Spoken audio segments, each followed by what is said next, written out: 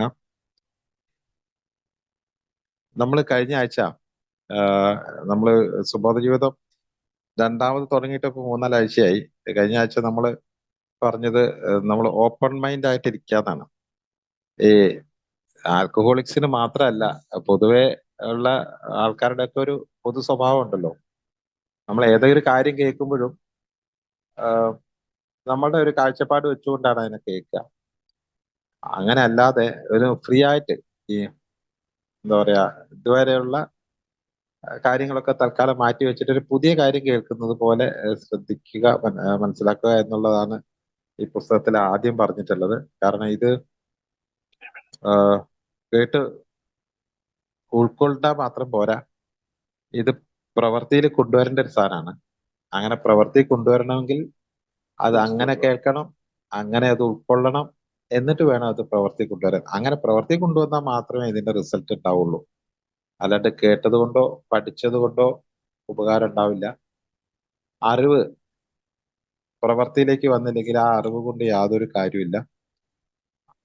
പ്രവൃത്തിയിലേക്ക് കൊണ്ടുവരണമെങ്കിൽ അത് അങ്ങനെ വേണം അത് ശ്രദ്ധിക്കാൻ. അതുകൊണ്ടാണ് ഈ തുറന്ന മനസ്സോടുകൂടി ഇതിനെ കേൾക്കണം എന്ന് പറയുന്നത്. ഇതിൻ്റെ അകത്ത് എല്ലാം കേട്ട് പഠിക്കണമെന്നും പറയുന്നില്ല. ഇതിനകത്ത് കഴിഞ്ഞ ആഴ്ച അവസാനം പറഞ്ഞത് ഒരു ബൊഫെ പോലെയാണ്. ബൊഫെ നമുക്ക് ഇഷ്ടമുള്ള അല്ലെങ്കിൽ നമുക്ക് ആവശ്യമുള്ള സാധനങ്ങൾ എടുത്ത് കഴിക്കുന്നതാണ് ബൊഫെ.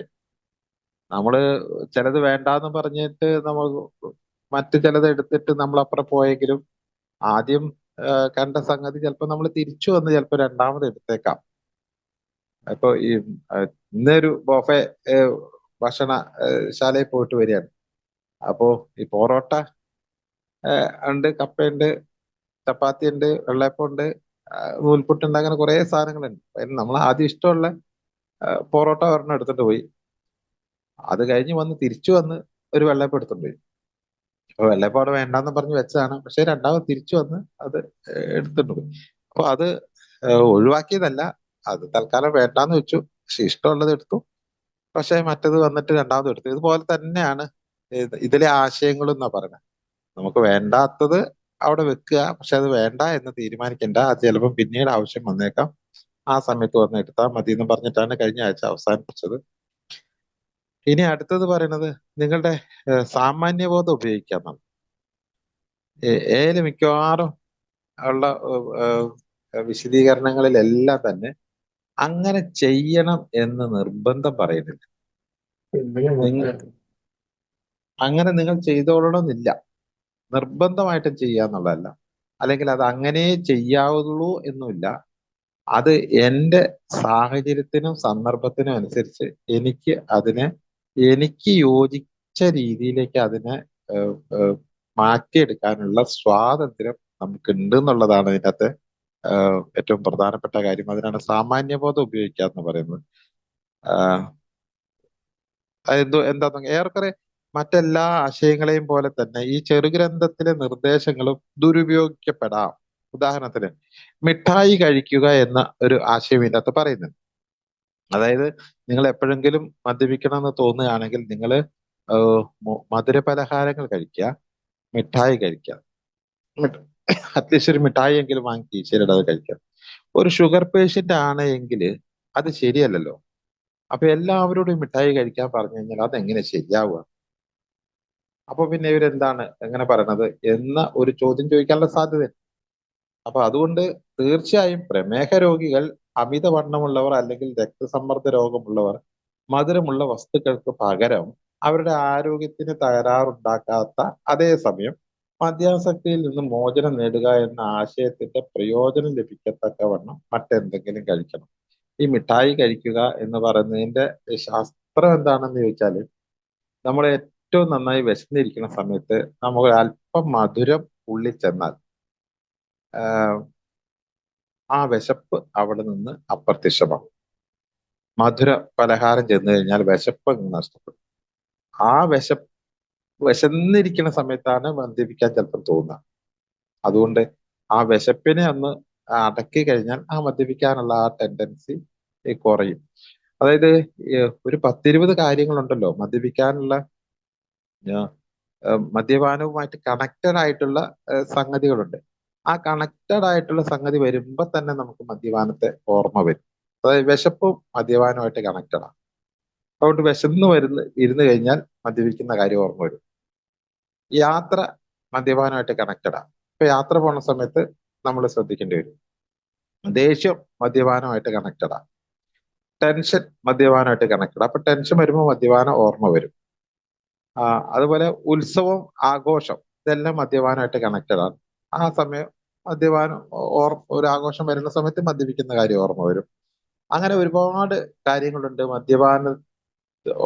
മദ്യപിക്കുന്നതിനെ കുറിച്ച് ചിന്തിക്കാനുള്ള ജീവിതത്തിലെ ഒരുപാട് സന്ദർഭങ്ങളുണ്ട്. കാരണം നമ്മൾ ഇതീ പറഞ്ഞ സംഗതികളെല്ലാമായിട്ട് കണക്ട് ചെയ്തിട്ട് നമ്മൾ മദ്യപിക്കുക ചെയ്തിട്ടുള്ളത്. ഇപ്പൊ ദേഷ്യം വന്നു കഴിഞ്ഞാല് പോയി മദ്യപിക്കുക, ടെൻഷൻ വന്നാൽ മദ്യപിക്കുക, പ്രശ്നങ്ങൾ വന്നാൽ മദ്യപിക്കുക, ബോറടിക്കുമ്പോ മദ്യപിക്കുക, ഒറ്റയ്ക്കായിരിക്കുമ്പോ മദ്യപിക്കുക, അതുപോലെ വിശക്കുമ്പോ മദ്യപിക്കുക, അങ്ങനെയുള്ള കുറെ സംഗതികൾ നമ്മൾ നേരത്തെ ചെയ്തിട്ടുള്ളത് കൊണ്ട് മദ്യപാനം അങ്ങ് മാറ്റി വെച്ചാലും അതേപോലെ ഉള്ള സിറ്റുവേഷൻ വന്നു കഴിയുമ്പോൾ വീണ്ടും മദ്യപാനം ഓർമ്മ വരും. അതിലൊരു സംഗതിയാണ് വിശക്കുക എന്ന് പറയുന്നത്. ഈ വിശപ്പിനാണ് ഇല്ലാതാക്കാനാണ് മിഠായി കഴിക്കാൻ പറഞ്ഞത്. അത് ഇതിന്റെ അകത്ത് മിഠായി കഴിക്കാന്ന് പറഞ്ഞ് പ്രമേഹ രോഗികൾ ഇങ്ങനെ ചോദിക്കുകയാണ്, നിങ്ങൾ എന്ത് പരിപാടിയാണ് പറഞ്ഞത്? ഈ പ്രമേഹ രോഗമുള്ള ആൾ മിഠായി കഴിച്ചാൽ ശരിയാവുമോ എന്ന് ചോദിക്കേണ്ടതില്ല. അത് സാമാന്യ ബുദ്ധി ഉപയോഗിച്ച് ഈ എന്തിനാണ് മിഠായി കഴിക്കുക എന്ന് പറഞ്ഞത്? വിശപ്പ് ഇല്ലാതാക്കുക വേണം. അതിന് മറ്റെന്തെങ്കിലും ചെയ്താൽ മതി. അപ്പൊ അതിന് പ്രയോജനം മറ്റെന്തെങ്കിലും കഴിക്കണം. നിരവധി പോഷകാഹാര വിദഗ്ധർ പ്രോട്ടീൻ അധികമുള്ള ലഘുഭക്ഷണങ്ങളാണ് മധുരപലഹാരങ്ങളെ അപേക്ഷിച്ച് പൊതുവെ എല്ലാവർക്കും നല്ലതെന്ന് പറയുന്നത്. ചിലപ്പോൾ നട്ട്സ് കഴിച്ചാൽ മതിയാവും. ഏതെങ്കിലും ഏതെങ്കിലും നട്ട്സ് എടുത്ത് കഴിക്കുക. അങ്ങനെ എന്തെങ്കിലും കഴിച്ച് തൽക്കാലം വിശപ്പ് ഒന്നങ്ങാട് അടക്കി കഴിച്ചു കഴിഞ്ഞാൽ പെട്ടെന്ന് മദ്യപിക്കാനുള്ള ടെൻഡൻസി അവിടെ മാറിക്കിട്ടും. കൂടാതെ ആരും തന്നെ ഈ പ്രതിവിധി ക്രമാതീതമായി പ്രയോഗിക്കരുത്. ഇനിയിപ്പോ മിഠായി കഴിക്കുക എന്ന് പറഞ്ഞാൽ മദ്യപാനം നിർത്തിയിട്ട് ഫുൾ മിഠായിലേക്ക് പോവുക എന്നുള്ളതല്ലല്ലോ ഇതിൻ്റെ അകത്ത് ഉദ്ദേശിക്കുന്നത്. അപ്പൊ ഒരു കാര്യം പറഞ്ഞു മിഠായി കഴിക്കാൻ വേണ്ടി, പക്ഷെ അത് മാത്രം എടുത്ത് കൊണ്ടുപോകേണ്ടതില്ല. അവിടെ നമ്മളുടേതായ രീതിയിൽ സാമാന്യ ബുദ്ധി ഉപയോഗിച്ച് വേണം അത് ചെയ്യാനെന്നാണ് പറയുന്നത്. ആഹാരം നന്നായി സമീകൃത ആഹാരം കഴിക്കാൻ വേണം. വേറെ ഉദാഹരണം പറയുന്നുണ്ട് ഇതിൻ്റെ അകത്ത്, അനായാസം ചെയ്യുക, ഈസി ഡെസിറ്റ്. ഈസി ഡെസിറ്റ് എന്ന് കേൾക്കുമ്പോൾ നമുക്ക് തോന്നുക ഈ എല്ലാം വളരെ ഈസി ആയിട്ട് ചെയ്താൽ മതി. ഈസി ആയിട്ട് ചെയ്യാന്ന് പറഞ്ഞാൽ അതിനൊരു അലസതയുടെ ലക്ഷണമില്ലേ? അങ്ങനെ ഈ അലസമായിട്ട് ചെയ്താൽ മതി എന്നാണോ പറയുന്നത് എന്ന ഒരു ചോദ്യം ചോദിക്കാനുള്ള സാധ്യത. അപ്പൊ അവിടെ എന്തിനാണ് ഇത് ഇവിടെ ഇങ്ങനെ പറഞ്ഞതെന്ന് ചോദിച്ചാൽ, പെട്ടെന്ന് അലമുറയിട്ട് അല്ലെങ്കിൽ കഷ്ടപ്പെട്ട് ഒരു കാര്യം ചെയ്തു കഴിയുമ്പോൾ സ്വാഭാവികമായിട്ടും നമുക്ക് അതിനകത്ത് ഉണ്ടാവുന്ന ടെൻഷൻ വന്നാൽ മദ്യപിക്കാൻ സാധ്യത ഉള്ളതുകൊണ്ട് ഒരു കാര്യം ചെയ്യുമ്പോൾ അത് കുറച്ച് സാവകാശം ചെയ്യുക. അപ്പൊ നമുക്ക് ആ ടെൻഷൻ ഉണ്ടാവില്ല. അപ്പൊ നമുക്ക് മദ്യപിക്കാനുള്ള സാധ്യത കുറയും. അതുകൊണ്ടാണ് അനായാസം ചെയ്യുക എന്ന് പറയുന്നത്. അതും ദുരുപയോഗപ്പെടുത്താമെന്ന് കണ്ടെത്താവുന്ന ഒരു പോയിന്റാണ്. ചിലർ അതിനെ മടിക്കും അലസതയ്ക്കും അല്ലെങ്കിൽ ധാർഷ്ട്യത്തിനും ഒഴികഴിവുകളാക്കി മാറ്റി. പറഞ്ഞിട്ടുണ്ട് എന്ത് എന്താ പറയാ, അനായാസം ചെയ്യുക എന്ന് പറഞ്ഞിട്ടുണ്ട്. അതുകൊണ്ടാണ് ഞാൻ മെല്ലെ വരുന്നത്. മീറ്റിങ്ങിലൊക്കെ വരുമ്പോൾ കുറച്ച് മെല്ലെ സ്ലോയിലേ വരുള്ളൂ. എന്താണ് പറഞ്ഞിട്ടുണ്ട് അനായാസം ചെയ്താൽ മതി. അപ്പൊ അങ്ങനെ ഒരു പോയിന്റ് ഇതിനകത്ത് പറഞ്ഞത് അത് അതേപടി ചെയ്യുക എന്നുള്ളതല്ല, അത് വേണ്ട സമയത്ത് വേണ്ട പോലെ എടുത്ത് ഉപയോഗിക്കുക എന്നാണ് ഈ പറയുന്നത്. ശരിയായി പ്രയോഗിച്ചാൽ അത് രോഗത്തെ ഭേദമാക്കും, തെറ്റായാലോ അത് രോഗശമനത്തെ തടസ്സപ്പെടുത്തും. അതുകൊണ്ട് ഞങ്ങളിൽ ചിലർ ഇതിനെ ഇങ്ങനെ മാറ്റി: അനായാസം ചെയ്യുക, പക്ഷെ തീർച്ചയായും ചെയ്യണം. അനായാസം ചെയ്യുക എന്ന് പറഞ്ഞാൽ ചെയ്യാതിരിക്കുക എന്നുള്ളതോ മടി പിടിച്ചിരിക്കുക എന്നുള്ളതോ നീട്ടിവെക്കുക എന്നുള്ളതല്ല. എന്തായാലും ചെയ്യണം. പക്ഷെ ഏതൊരു കാര്യം ചെയ്യുമ്പോഴും ഒന്ന് അനായാസം ചെയ്യുമ്പോഴാണ് അതിന്റെ ഭംഗി ഉണ്ടാവുക. ഇതിന് വേറെ ഒരു വാക്കുണ്ട് സൈക്കോളജിയിൽ, സ്ലോ ഈസ് ഫാസ്റ്റ് എന്നാണ്. Slow is fast. പല കാര്യങ്ങളും നമ്മൾ വളരെ തിരക്ക് പിടിച്ച് ഭയങ്കര സ്പീഡ് ചെയ്തിട്ട് അതിനേക്കാളും കുറച്ചും കൂടി നന്നാവുക കുറച്ച് സ്ലോ ആയി കഴിഞ്ഞാൽ അത് നല്ല ഫാസ്റ്റ് ആവുന്നതാണ്. ഒരു ഉദാഹരണം പറഞ്ഞാൽ ചിലർ ഭക്ഷണം കഴിക്കുന്ന കാണാം. ആ ഭക്ഷണം കഴിക്കുന്ന കണ്ടാൽ തോന്നും ഇയാൾക്ക് എങ്ങോട്ടോ പോവാനുണ്ട്. ആ ഭക്ഷണം കഴിച്ചു കഴിഞ്ഞിട്ട് അയാളവിടെ സ്വസ്ഥമായിട്ട് ഇരിക്കുന്ന കാണാം. പക്ഷെ ആ കഴിക്കുന്ന ആ രീതി ഭയങ്കര ഫാസ്റ്റ് ആയി. അത് കുറച്ച് സാവകാശം കഴിച്ചാൽ മതിയോ.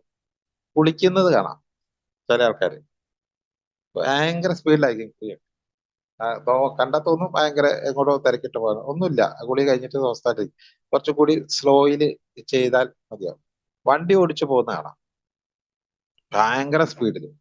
പക്ഷെ ഒരുമാതിരി ആവറേജ് സ്പീഡിൽ പോകുന്ന ആളുടെ ഒപ്പം തന്നെ ഉണ്ടാവും ഇയാൾ ഓരോ ബ്ലോക്കിലും. വലിയ വ്യത്യാസമൊന്നും ഉണ്ടാവില്ല. അപ്പൊ ഈ ഭയങ്കരമായിട്ട് നമ്മള് തിരക്ക് കൂട്ടിയത് കൊണ്ട് വലിയ കാര്യമൊന്നും ചെയ്യാൻ പോകുന്നില്ല. തിരക്ക് കൂട്ടുക എന്ന് പറഞ്ഞത് മനസ്സിലാണ് തിരക്ക്. കാര്യങ്ങള് ഭയങ്കര ഇത് കഴിഞ്ഞിട്ട് അത് കഴിഞ്ഞിട്ട് ഇതെന്ന് പറഞ്ഞിട്ട് ഭയങ്കര തിരക്കാണ് മനസ്സിൽ. അത്രയും തിരക്കൊന്നും ഇല്ലാതെ തന്നെ ഈ കാര്യത്തെ വളരെ ഭംഗിയായിട്ട് ചെയ്യാൻ കഴിയും. അതാണ് യഥാർത്ഥത്തിൽ അനായാസം ചെയ്യുക എന്ന് പറയുന്നത്. അല്ലാതെ ഈ സ്ലോ ആയിട്ട് ചെയ്യുക എന്നുള്ളതല്ല. അവിടെയും നമ്മൾ സാമാന്യ ബുദ്ധി ഉപയോഗിക്കേണ്ടതുണ്ട്. അപ്പൊ ഇതിനകത്ത് പറഞ്ഞ ഏത് ഉപദേശം പിന്തുടരുന്നതിലും നാം നമ്മുടെ ബുദ്ധി ഉപയോഗിക്കണം എന്നത് വ്യക്തമായല്ലോ. ഇവിടെ വിവരിച്ചിരിക്കുന്ന എല്ലാ മാർഗങ്ങളും നല്ല വിവേചന സാമർഥ്യത്തോടു കൂടിയാണ് പ്രയോഗിക്കേണ്ടത്. അതിനെ വിമർശിച്ച് എനിക്കത് പറ്റിയല്ലെങ്കിൽ എനിക്കത് ആവശ്യമില്ലെങ്കിൽ അത് വേണ്ടെന്ന് വെച്ചേക്കണം. അങ്ങനെ പറയുന്നുണ്ട് അതുകൊണ്ട് ഞാൻ അതങ്ങനെ ചെയ്യുന്നു. നമ്മളുടെ ഒരു പൊതു സ്വഭാവം എന്ന് വെച്ചാൽ ഒരു നല്ല ശതമാനം ആൾക്കാരുടെ പൊതു സ്വഭാവം എന്താന്ന് വെച്ചാല് എന്തെങ്കിലും യാത്ര പോവുകയോ അല്ലെങ്കിൽ എന്തെങ്കിലും ഒരു ഫംഗ്ഷൻ നടത്തുകയോ ഫംഗ്ഷന് പങ്കെടുക്കുകയോ അല്ലെങ്കിൽ അങ്ങനെ എന്തെങ്കിലും ഒരു പരിപാടിയിൽ ഒരു ദിവസം കഴിഞ്ഞ് പോയി കഴിഞ്ഞാല് അവിടെ നിന്ന് തിരിച്ചു പോരുമ്പോ നമ്മളത് എടുത്തുകൊണ്ട് വരുന്നത് അവിടെ നിന്ന് എടുത്തുകൊണ്ട് വരുന്നത് അല്ലെ യാത്ര കഴിഞ്ഞാൽ എടുത്തുകൊണ്ട് വരുന്നത് വീട്ടിലേക്ക് കൊണ്ടുവരുന്നത് മിക്കവാറും അതിൽ എന്തെങ്കിലും ഉണ്ടായ നെഗറ്റീവുകളായിരിക്കും. എന്തെങ്കിലും കുറവുകളുമായിട്ടാണ് തിരിച്ച് വീട്ടിലേക്ക് പോകുക. ശരിക്കും വേണ്ടത് അവിടെ അവിടെ കുറെ നല്ല കാര്യങ്ങൾ നടന്നിട്ടുണ്ടാവും. ഈ നല്ല കാര്യങ്ങളെല്ലാം അവിടെ വെച്ച് നമ്മൾ അതിൻ്റെ അകത്ത് നെഗറ്റീവ് ആയിട്ടാണ് നമ്മൾ പോരുക. അപ്പൊ അവിടെ ഒരു സാമാന്യ ബുദ്ധി ഉപയോഗിക്കുകയാണെങ്കിൽ അവിടുന്ന് നല്ല കാര്യം എടുത്തുകൊണ്ട് വരാലോ, മോശം കാര്യം അവിടെ തന്നെ വെച്ചേക്കാം. ഒരു ഗ്രൂപ്പിന്റെ വാർഷികത്തിന് ഇപ്പൊ ഞാൻ കണ്ടിട്ടുണ്ട് പലപ്പോഴും വാർഷികത്തിനൊക്കെ പോയാലും അവിടെ ചെല്ലുമ്പോ അവിടെ എന്തെങ്കിലുമൊക്കെ കുറവുണ്ടാവാതിരിക്കുമോ? ഏത് പരിപാടിക്ക് പോയാലും നമ്മൾ നോക്കിക്കഴിഞ്ഞാൽ കുറച്ച് കുറവ് കാണാൻ പറ്റും. ആ കുറവ് കണ്ടിട്ട് അതിന് മാത്രം ഫോക്കസ് ചെയ്തിട്ട് തിരിച്ചു വരുമ്പോഴൊക്കെ ആ കുറവിനെ കുറിച്ച് മാത്രം ചർച്ച ചെയ്യുന്ന ആൾക്കാരെ കണ്ടിട്ടുണ്ട്. എന്നാൽ അവിടെ എത്രയോ കഷ്ടപ്പെട്ട് എത്രയോ നല്ല കാര്യങ്ങൾ അവിടെ നടന്നിട്ടുണ്ട്. അതൊന്നും ശ്രദ്ധയിലും പെട്ടിട്ടുണ്ടാവില്ല, അതുകൊണ്ട് കൊണ്ടുവരികയില്ല. അവിടെ നെഗറ്റീവുകൾ മാത്രം എടുത്തുകൊണ്ട് വരിക, എന്നിട്ട് നല്ലതൊക്കെ അവിടെ വെച്ചിട്ട് പോരാ. ശരിക്കും നമ്മള് വേറെ സാധന സാമഗ്രിയാണെന്ന് വിചാരിച്ചു. സാധന സാമഗ്രികളാണെങ്കിൽ നമ്മളൊരു വീട്ടിൽ ചെന്നാല് അവിടെ നിന്ന് കുറെ സാധനം തന്നു, അത് നമുക്കത് ആവശ്യമില്ലെങ്കിൽ നമ്മൾ വേണ്ടാന്ന് പറഞ്ഞിട്ട് അവിടെ വെച്ചിട്ട് പോരും. നമുക്ക് വേണ്ടാത്തതാണ് അവിടെ തന്നെ വെച്ചിട്ടാ പോരാ. നമുക്ക് വേണ്ടതാണുള്ളത് മാത്രം എടുത്തിട്ട് പോകും. നമുക്ക് അത്ര മാത്രം അത്യാവശ്യമുള്ള ഒരു സാധനം മാത്രമേ അവിടുന്ന് അവർ തരുമ്പോ എടുത്തിട്ട് പോരുള്ളൂ, സാധനങ്ങളാണെങ്കിൽ. പക്ഷെ ഈ പറഞ്ഞ കാര്യമാണെങ്കിലോ അത് നമ്മൾ എടുത്തുകൊണ്ട് വരുന്നത് ഏറ്റവും മോശപ്പെട്ട കാര്യമായിരിക്കും എടുത്തുകൊണ്ട് വരിക. അവിടെയാണ് നമ്മള് കുറച്ചും കൂടി വിവേചന ബുദ്ധി അവിടെ പ്രയോഗിക്കുകയാണെങ്കിൽ നമുക്ക് ആവശ്യം എന്താണ്, നല്ലതല്ലേ എടുത്തുകൊണ്ട് വരട്ടെ. അതേപോലെ തന്നെ ഈ പുസ്തകം വായിച്ചാലും എയിലൂടെ എല്ലാം എയുടെ മീറ്റിംഗിൽ പോയാലും പുസ്തകം വായിച്ചാലും ഒക്കെ നമ്മൾ എടുക്കുമ്പോൾ അതിൻ്റെ അകത്ത് നല്ലത് ഒരുപാടുണ്ട്. അത് എടുത്താൽ മതിയല്ലോ. അത് എനിക്ക് ആവശ്യമുള്ള നല്ലത് ഞാൻ എടുക്കുന്നു, എനിക്ക് ആവശ്യമില്ലാത്തത് ഞാൻ അവിടെ ഉപേക്ഷിക്കുന്നു. ഇതേപോലെ മീറ്റിങ്ങിൽ പോയി കഴിഞ്ഞാലും അത് തന്നെയാ ചെയ്യേണ്ടത്. അവിടെ നിന്ന് ഒരുപാട് ചിലപ്പോൾ നമുക്ക് ഇഷ്ടപ്പെടാത്ത ചില ആൾക്കാരുടെ ഷെയറിംഗ് ഒന്നും ഇഷ്ടമായിട്ട് ഉണ്ടാവില്ല. ചിലപ്പോൾ അവിടുത്തെ സമയം ശരിയായിട്ടുണ്ടാവില്ല. അവിടെ ചായ ചിലപ്പോൾ നല്ലത് കൊണ്ടുവന്നിട്ടുണ്ടാവില്ല, ചായക്ക് ചിലപ്പോൾ കടി ഉണ്ടാവില്ല, അല്ലെങ്കിൽ ആൾക്കാർ വന്നിട്ടുണ്ടാവില്ല, അല്ലെങ്കിൽ ചില ആൾക്കാരൊക്കെ നീട്ടി ഷെയർ ചെയ്തിട്ടുണ്ടാവും. അങ്ങനെ കുറെ സംഭവങ്ങൾ അവിടെയൊക്കെ നടന്നിട്ടുണ്ടാവും. അതെല്ലാം കഴിഞ്ഞ് നമ്മൾ അവിടെ നിന്ന് മീറ്റിംഗ് വിട്ട് ഇറങ്ങി പോരുന്ന സമയത്ത് എന്താ നമ്മൾ കൊണ്ടുവരുന്നത് എന്ന് ചോദിച്ചു കഴിഞ്ഞാൽ മിക്കവാറും അയാൾ അങ്ങനെ പറഞ്ഞു, ഇയാൾ ഇങ്ങനെ പറഞ്ഞു, ആ ചായക്ക് കടിയുണ്ടായിരുന്നില്ല, അല്ലെങ്കിൽ എന്നെ വിളിച്ചില്ല, ക്ഷണിച്ചില്ല, മറ്റവർക്ക് കൂടുതൽ സമയം കൊടുത്തു, ഇങ്ങനെയുള്ള കുറെ നെഗറ്റീവ്സ് എടുത്തിട്ടാണ് മിക്കവാറും ആൾക്കാർ വീട്ടിലേക്ക് പോവുക. അതേപോലെ തന്നെ അങ്ങനെയുള്ളൊരു മെന്റാലിറ്റിയാണ് പൊതുവെ ഈ മദ്യപ മദ്യപന്മാരായിട്ടുള്ള ആൾക്കാർക്ക് ഉണ്ടാവുക. അപ്പൊ അത് മാറ്റി വെച്ചിട്ട് നമുക്ക് വേണ്ടത് മാത്രം എടുക്കുക പുസ്തകത്തിൽ. ഇവിടെ 10-31 പോയിന്റുകൾ പറയുന്നുണ്ട്. അതില് 10 നമുക്ക് പറ്റാത്തതാണ്, അല്ലെങ്കിൽ 20 പറ്റാത്തതാണ്.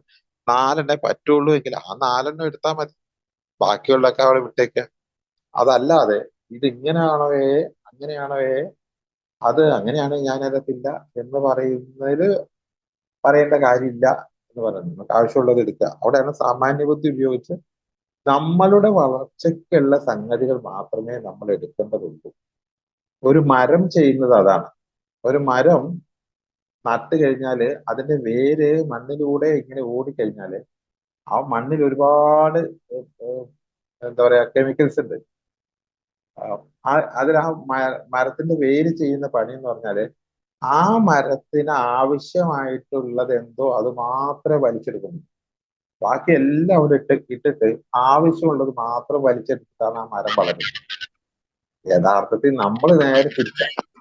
നമ്മൾ ആവശ്യമുള്ളത് അവിടെ വെച്ചേക്കും, ആവശ്യമില്ലാത്തത് വലിച്ചെടുത്തിട്ട് ഈ മരം വളരാതിരിക്കുന്ന ഒരവസ്ഥ ഉണ്ടാകുന്നത് പോലെയാണ് നമ്മൾ ചിലപ്പോൾ ചെയ്യുക. അതുകൊണ്ട് നമ്മളോട് പറയണത്, ഏത് ഈ മരം ചെയ്യുന്ന അതേ പണി എത്ര വലിയ മരമായാലും, വലിയ മരം ആകുമ്പോൾ ആ മരം പോലും ചെയ്യുന്ന അതിന്റെ വേരുകൾ ഇങ്ങനെ പോയിട്ട് അത് അതിന് യോജിച്ച സാധനം മാത്രമേ അത് വലിച്ചെടുത്തിട്ട് മരത്തേക്ക് കയറ്റുന്നുള്ളൂ.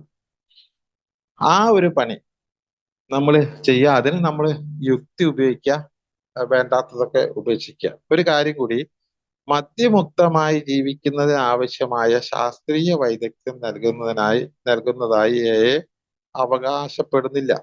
അവിടെ ഒരു ശാസ്ത്രീയമായ എങ്ങനെയാണ് മദ്യമുക്തമായി ജീവിക്കുക എന്നുള്ളത് കൃത്യമായി അങ്ങനെ വേണം ഇങ്ങനെ വേണം എന്നൊന്നും പറയുന്നില്ല.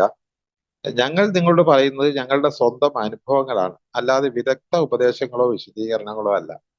ഇവിടെ കുറെ പേര് കുടിക്കാതിരുന്നു. ആ കുടിക്കാതിരിക്കാൻ വേണ്ടി ഞങ്ങൾ അവലംബിച്ച മാർഗങ്ങളാണ് ഇവിടെ വിശദീകരിക്കുന്നത്. അത് ഒരു പക്ഷേ നിങ്ങൾക്കത് പ്രയോജനപ്പെട്ടേക്കാം. നിങ്ങൾക്ക് പ്രയോജനപ്പെടുന്ന കാര്യങ്ങൾ ഉണ്ടെങ്കിൽ അത് നിങ്ങൾ സ്വീകരിക്കുക, അതില്ലെങ്കിൽ അത് വിട്ടേക്കുക. എന്നിട്ട് അത് ഞാൻ എടുക്കുന്നില്ല, വേണ്ട എന്നൊന്നും പറയേണ്ടതില്ല. ചിലപ്പോൾ നിങ്ങൾക്ക് ആവശ്യം വരുമ്പോൾ നിങ്ങൾക്ക് തിരിച്ചു വന്നിട്ട് എടുക്കുകയും ചെയ്യാം. ചിലപ്പോഴെല്ലാം സ്വന്തമായി മദ്യത്തിൽ നിന്ന് മുക്തനാകുവാൻ സാധിക്കും. ചിലപ്പോ ഒരു മദ്യമുക്തനാവുക എന്ന് പറഞ്ഞ് ചിലപ്പോ ഈ എന്റെ സഹായം ഒന്നും ആവശ്യം ഉണ്ടായിക്കൊള്ളുന്നില്ല. എത്രയോ ആൾക്കാരുണ്ട് അങ്ങനെ പെട്ടെന്ന് കുടി നിർത്തിയ ആൾക്കാര്. അപ്പൊ ചില ആൾക്കാർ ചോദിക്കും, ഇത് പോയിട്ട് വേണോ കുടി നിർത്താൻ, അല്ലാണ്ട് എത്രയോ പേര് കുടി നിർത്തി. അങ്ങനെ സാധിക്കും, അങ്ങനെയൊക്കെ പറ്റും. പക്ഷെ മിക്കപ്പോഴും സുദീർഘമായ മദ്യപാനത്തിന്റെ കാലയളവ് ഗൗരവമുള്ള ആരോഗ്യ പ്രശ്നങ്ങൾ നിങ്ങളിൽ ഉണ്ടാക്കിയിട്ടുണ്ടെങ്കിൽ മദ്യപാനം നിർത്താൻ വേണ്ടി ചിലപ്പോൾ വൈദ്യസഹായം വേണ്ടി വരും, ഡോക്ടറെ അടുത്ത് പോകേണ്ടി വരും, ചിലപ്പോൾ ആശുപത്രി സേവനം വേണ്ടി വന്നേക്കാം. അല്ലാണ്ട് കൂടെ തന്നെ വന്നിട്ട് കൂടി നിർത്താം എന്നൊന്നും അവകാശപ്പെടുന്നില്ല. ചിലപ്പോൾ അങ്ങനെ ഡോക്ടറെ അടുത്ത് പോകേണ്ടി വന്നേ പോകണം.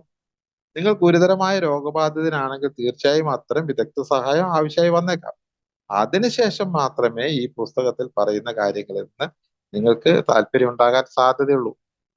അപ്പൊ ഈ ഒരു പുസ്തകം വായിച്ചത് കൊണ്ടോ ഈ ഒരു അറിവ് നേടിയത് കൊണ്ടോ മദ്യാസക്ത രോഗത്തിൽ നിന്നും രക്ഷ നേടാൻ പെട്ടെന്ന് കഴിഞ്ഞുകൊള്ളണം എന്നില്ല എന്ന് ഈ പുസ്തകം ആദ്യം വായിക്കുന്ന ആളോട് പറയുകയാണ്.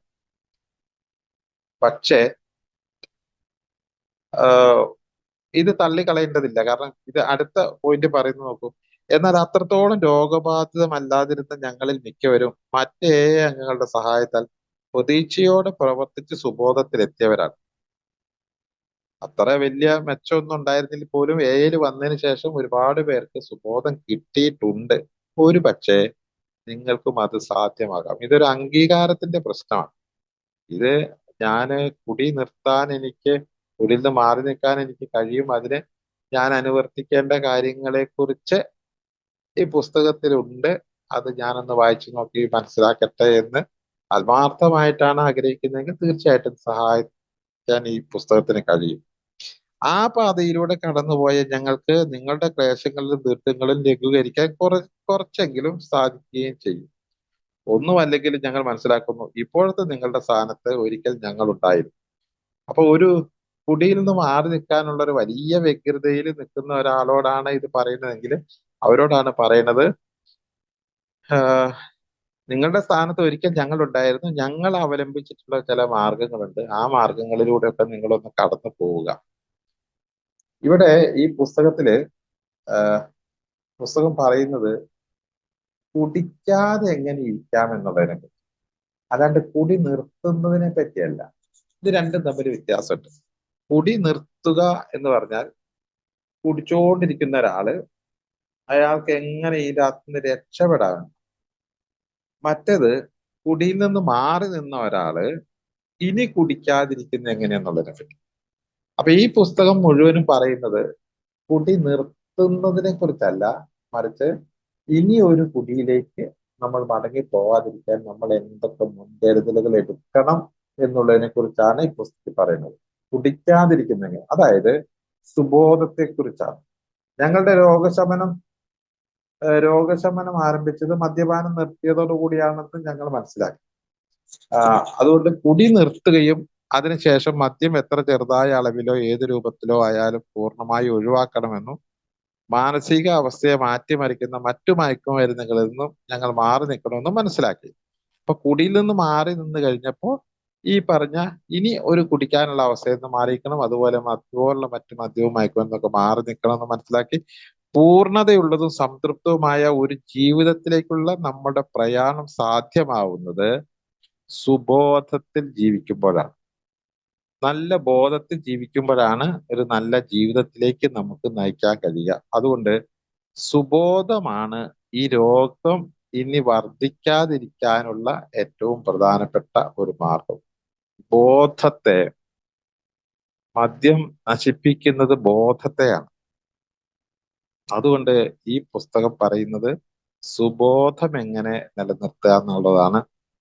മദ്യപാനത്തിൽ നിന്ന് മാറി നിന്ന് കഴിഞ്ഞു കഴിഞ്ഞിട്ട് ഇനി കുടിക്കാതിരിക്കാൻ വേണ്ടത് സുബോധമാണ്. അതുകൊണ്ട് ഒരർത്ഥത്തിൽ സുബോധത്തെ എങ്ങനെ കൈകാര്യം ചെയ്യണം എന്നതിനെ കുറിച്ചാണ് ഈ ചെറിയ പുസ്തകം ഉള്ളത്. അപ്പൊ നമുക്ക് ബോധം നന്നായിട്ടുണ്ടെങ്കിൽ ആ ബോധം ശക്തിയുള്ളതാണെങ്കിൽ നമുക്ക് കുടിക്കാനുണ്ടാവുന്ന ഒരുപാട് കാരണങ്ങളെ രണ്ട് മൂന്ന് കാരണങ്ങൾ വരാം. ഒന്ന് ബാഹ്യമായ കാരണങ്ങൾ, ആന്തരികമായ കാരണങ്ങൾ, ഉള്ളിൽ നിന്നുണ്ടാവുന്ന കാരണം. അതാണ് ഈ ടെൻഷന്, പ്രശ്നങ്ങള്, ഭയം, സങ്കടം തുടങ്ങിയിട്ടുള്ള വികാരങ്ങൾ വരുമ്പോ കുറ്റബോധം, ഏകാന്തത, ഇതൊക്കെ ഉള്ളിൽ നിന്ന് വരുന്നതാണ്.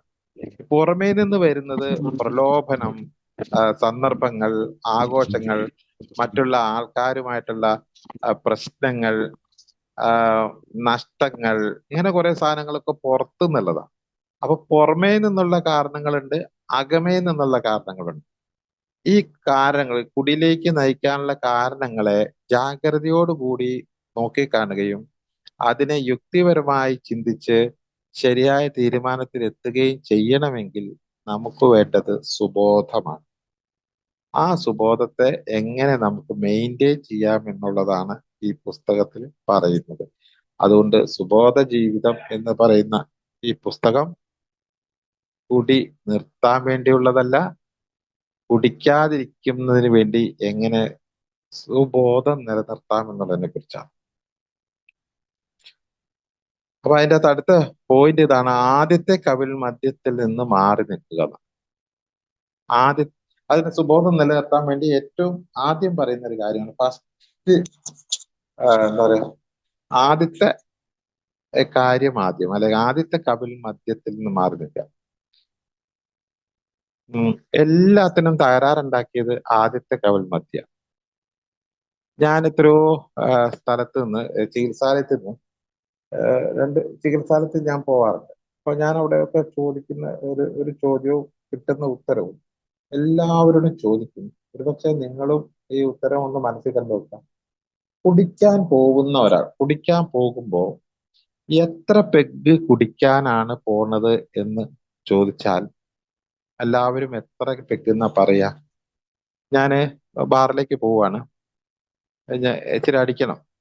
അങ്ങനെയാണെങ്കിൽ എത്ര അടിക്കണം? എത്ര അടിക്കണം എന്നുള്ളതിന്റെ ഉത്തരം എനിക്ക് കിട്ടിയത് ഏറ്റവും മാക്സിമം 3 പെഗ്ഗാ. 1.5 അല്ലെങ്കിൽ 2 അല്ലെങ്കിൽ 3 വരെയേ ഒരാള് പറഞ്ഞിട്ടുള്ളൂ. അടിക്കാൻ പോകുമ്പോൾ, മദ്യപിക്കാൻ പോകുമ്പോൾ അയാളുടെ മനസ്സിലുള്ള ചിന്ത ഒരു 2 അടിച്ചിട്ട് വരാം, അല്ലെങ്കിൽ ഒരു 90 അടിച്ചിട്ട് വരാം, അല്ലെങ്കിൽ ഒരു 120 അടിച്ചിട്ട് വരാം എന്ന ചിന്തയോട് കൂടിയാണ് പോകുന്നത്. പക്ഷെ തിരിച്ചു വരുന്നത് ഈ 90 അല്ല, 2 90 അല്ല, 3 90 അല്ല, അയാൾ അടിച്ചിട്ട് തിരിച്ചു വരും. അപ്പൊ എന്തുകൊണ്ടാണ് ഈ പിറ്റേ ദിവസവും പോകുന്നത് പോയി ഒരു 1.5 അടിച്ചു വരാന്നാണ്. അപ്പൊ അതെന്തുകൊണ്ടാണ് അങ്ങനെ സംഭവിക്കുന്നത് എന്ന് പലരും ചിന്തിച്ചിട്ടില്ല. എന്താണ് അങ്ങനെ സംഭവിക്കുന്നത്? ഈ ഈ 1.5 അല്ലെങ്കിൽ 2 പെഗ് മദ്യത്തിന് നമ്മുടെ മനസ്സുമായിട്ടൊരു ഭയങ്കര കണക്ഷൻ ഉണ്ട്. ഈ അളവിന് ആ പറയുന്ന അളവിന് ഭയങ്കര കണക്ഷൻ ഉണ്ട്.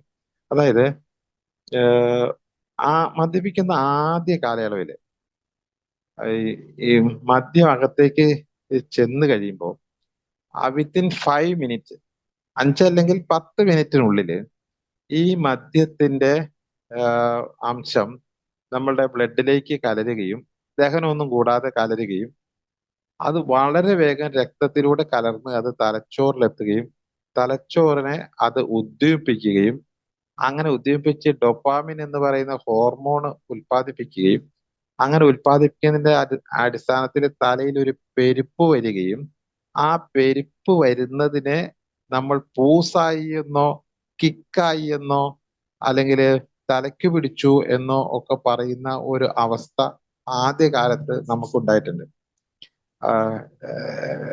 എനിക്ക് ചെറിയൊരു തരിപ്പ് വന്നു, തരിപ്പായി, കിക്കായി, പൂസായി എന്നൊക്കെ പറയുന്ന ഒരു ഓരോ പ്രദേശത്തും ഓരോ പദപ്രയോഗമാണുള്ളത്.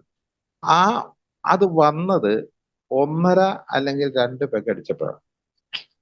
അത് സംഭവിച്ചത് ഈ 1.5 2 പെഗ് അടിച്ചപ്പോൾ നമ്മുടെ തലച്ചോറിൽ നിന്ന് കൃത്രിമമായി ഡോപാമിൻ ഹോർമോൺ ഉൽപ്പാദിപ്പിക്കുകയും അത് ഭയങ്കരമായ ഒരു ആനന്ദത്തിന്റെ, ഹാപ്പിനെസിന്റെ ഒരു ഹോർമോണാണ് ഈ സംഗതി ഡോപാമിൻ. അത് ഹൈ ഡോസിൽ ഉൽപ്പാദിപ്പിക്കുകയും നമ്മളൊരു ഉന്മാദാവസ്ഥയിലാവുകയും ചെയ്തു. അത് 1.5 അല്ലെങ്കിൽ 2 പെഗ് അടിച്ചപ്പോൾ നമുക്ക് കിട്ടിയ ഒരു അനുഭൂതിയാണ് ഈ ഡോപാമിൻ ഉൽപ്പാദിപ്പിച്ചപ്പോൾ കിട്ടിയ ഒരു അനുഭൂതിയാണ്. ഈ അനുഭൂതി നമ്മൾ സേവ് ചെയ്ത് വെച്ചിട്ടുണ്ട്, നമ്മൾ ഉപബോധ മനസ്സിൽ സേവ് ചെയ്ത് വെച്ചിട്ടുണ്ട്. അതായത് ഒരു 1.5 അല്ലെങ്കിൽ 2 അടിച്ചാൽ ഈ ഒരു അനുഭൂതിയിലേക്ക് നമുക്ക് എത്താൻ കഴിയും എന്ന് നമ്മൾ തന്നെയാണ് അത് പ്രൂവ് ചെയ്ത് വെച്ചിരിക്കുന്നത്. കാരണം വേറെ ആരും പറഞ്ഞിട്ടൊന്നുമല്ല, ഞാൻ തന്നെ അനുഭവിച്ചു മനസ്സിലാക്കിയതാണ്. ഒരു 2 അടിച്ചു കഴിഞ്ഞാൽ നല്ല ഒരു ആനന്ദത്തിന്റെ ഒരു നിർവൃതിയില് ഉണ്ടാവും. ഉണ്ടാവാൻ കാരണം ഈ പറഞ്ഞ മദ്യം തലച്ചോറിലെത്തി അവിടെ ഡോപാമിൻ ഹൈഡോസിൽ ഉൽപ്പാദിപ്പിച്ചിട്ടാണ് ഈ ഒരു പൂസ് ഉണ്ടായിട്ടുള്ളത്. ക്രമേണ ഈ മദ്യത്തിന്റെ സപ്പോർട്ട് കൊണ്ട് ഈ ഡോപാമിന്റെ ഉൽപാദനം കുറഞ്ഞുപോയി. അതായത് ഒരു 2 പെഗ് അടിക്കുമ്പോൾ ഈ ഡോപാമിൻ ഇത്രയും ഡോസിൽ ഉൽപ്പാദിപ്പിക്കാതെ വന്നു. അപ്പോൾ ഈ ഒരു സംഗതി കുടിച്ചു കഴിഞ്ഞാൽ ഡോപാമിൻ ഉണ്ടാവുകയും ഭയങ്കര ആനന്ദം കിട്ടുമെന്ന് നമുക്ക് നല്ല ബോധ്യമുള്ളതും ആയതുകൊണ്ട് നമ്മൾ വിചാരിക്കുന്നത് ഇത് ഒരെണ്ണം അത് അളവ് കുറഞ്ഞിട്ടാണ്. അങ്ങനെയാണ് നമ്മൾ ഒരു പെഗും കൂടെ കൂട്ടിക്കൊടുത്തു. അപ്പൊ ആദ്യ കാലത്ത് ഒരു പെഗും കൂടെ കൂട്ടിയപ്പോൾ അത് ശരിയായിട്ടുണ്ട്. അങ്ങനെ കുറച്ചു കാലം അത് അങ്ങനെ പോയി കഴിഞ്ഞപ്പോൾ വീണ്ടും ഈ ഡോപാമിന്റെ അളവ് കുറയുന്നു. അപ്പോൾ നമ്മൾ ഒരു പെഗും കൂടി കൂട്ടിക്കൊടുക്കും. അങ്ങനെ നമ്മൾ പെഗുകളുടെ അളവ് കൂട്ടാൻ കാരണം ഈ നോർമലി നമ്മുടെ തലയില് ഈ ഡോപാമിൻ ഹോർമോണിന്റെ ഉൽപാദനം ഈ മദ്യത്തിന്റെ സപ്പോർട്ട് കൊണ്ട് നടക്കാതെ വന്നത് കൊണ്ട് നമ്മൾ ഈ നമുക്ക് അറിയുകയും ചെയ്യാം ഇത് കഴിച്ചാൽ ഭയങ്കര ആനന്ദം ഉണ്ടാകും, പക്ഷെ കിട്ടുന്നില്ല. അപ്പൊ ഇത് അളവ് കുറഞ്ഞുകൊണ്ടാണോ? അങ്ങനെ നമ്മൾ അളവ് കൂട്ടി നോക്കി. അങ്ങനെ ഒരു കാലത്ത് അളവ് കൂട്ടി നോക്കിയിട്ട് അത് നടക്കാതെ വന്നപ്പോ ഒരു പക്ഷേ ആ ബ്രാൻഡിന്റെ കുഴപ്പമായിരിക്കാം. അതുകൊണ്ട് ബ്രാൻഡ് മാറ്റി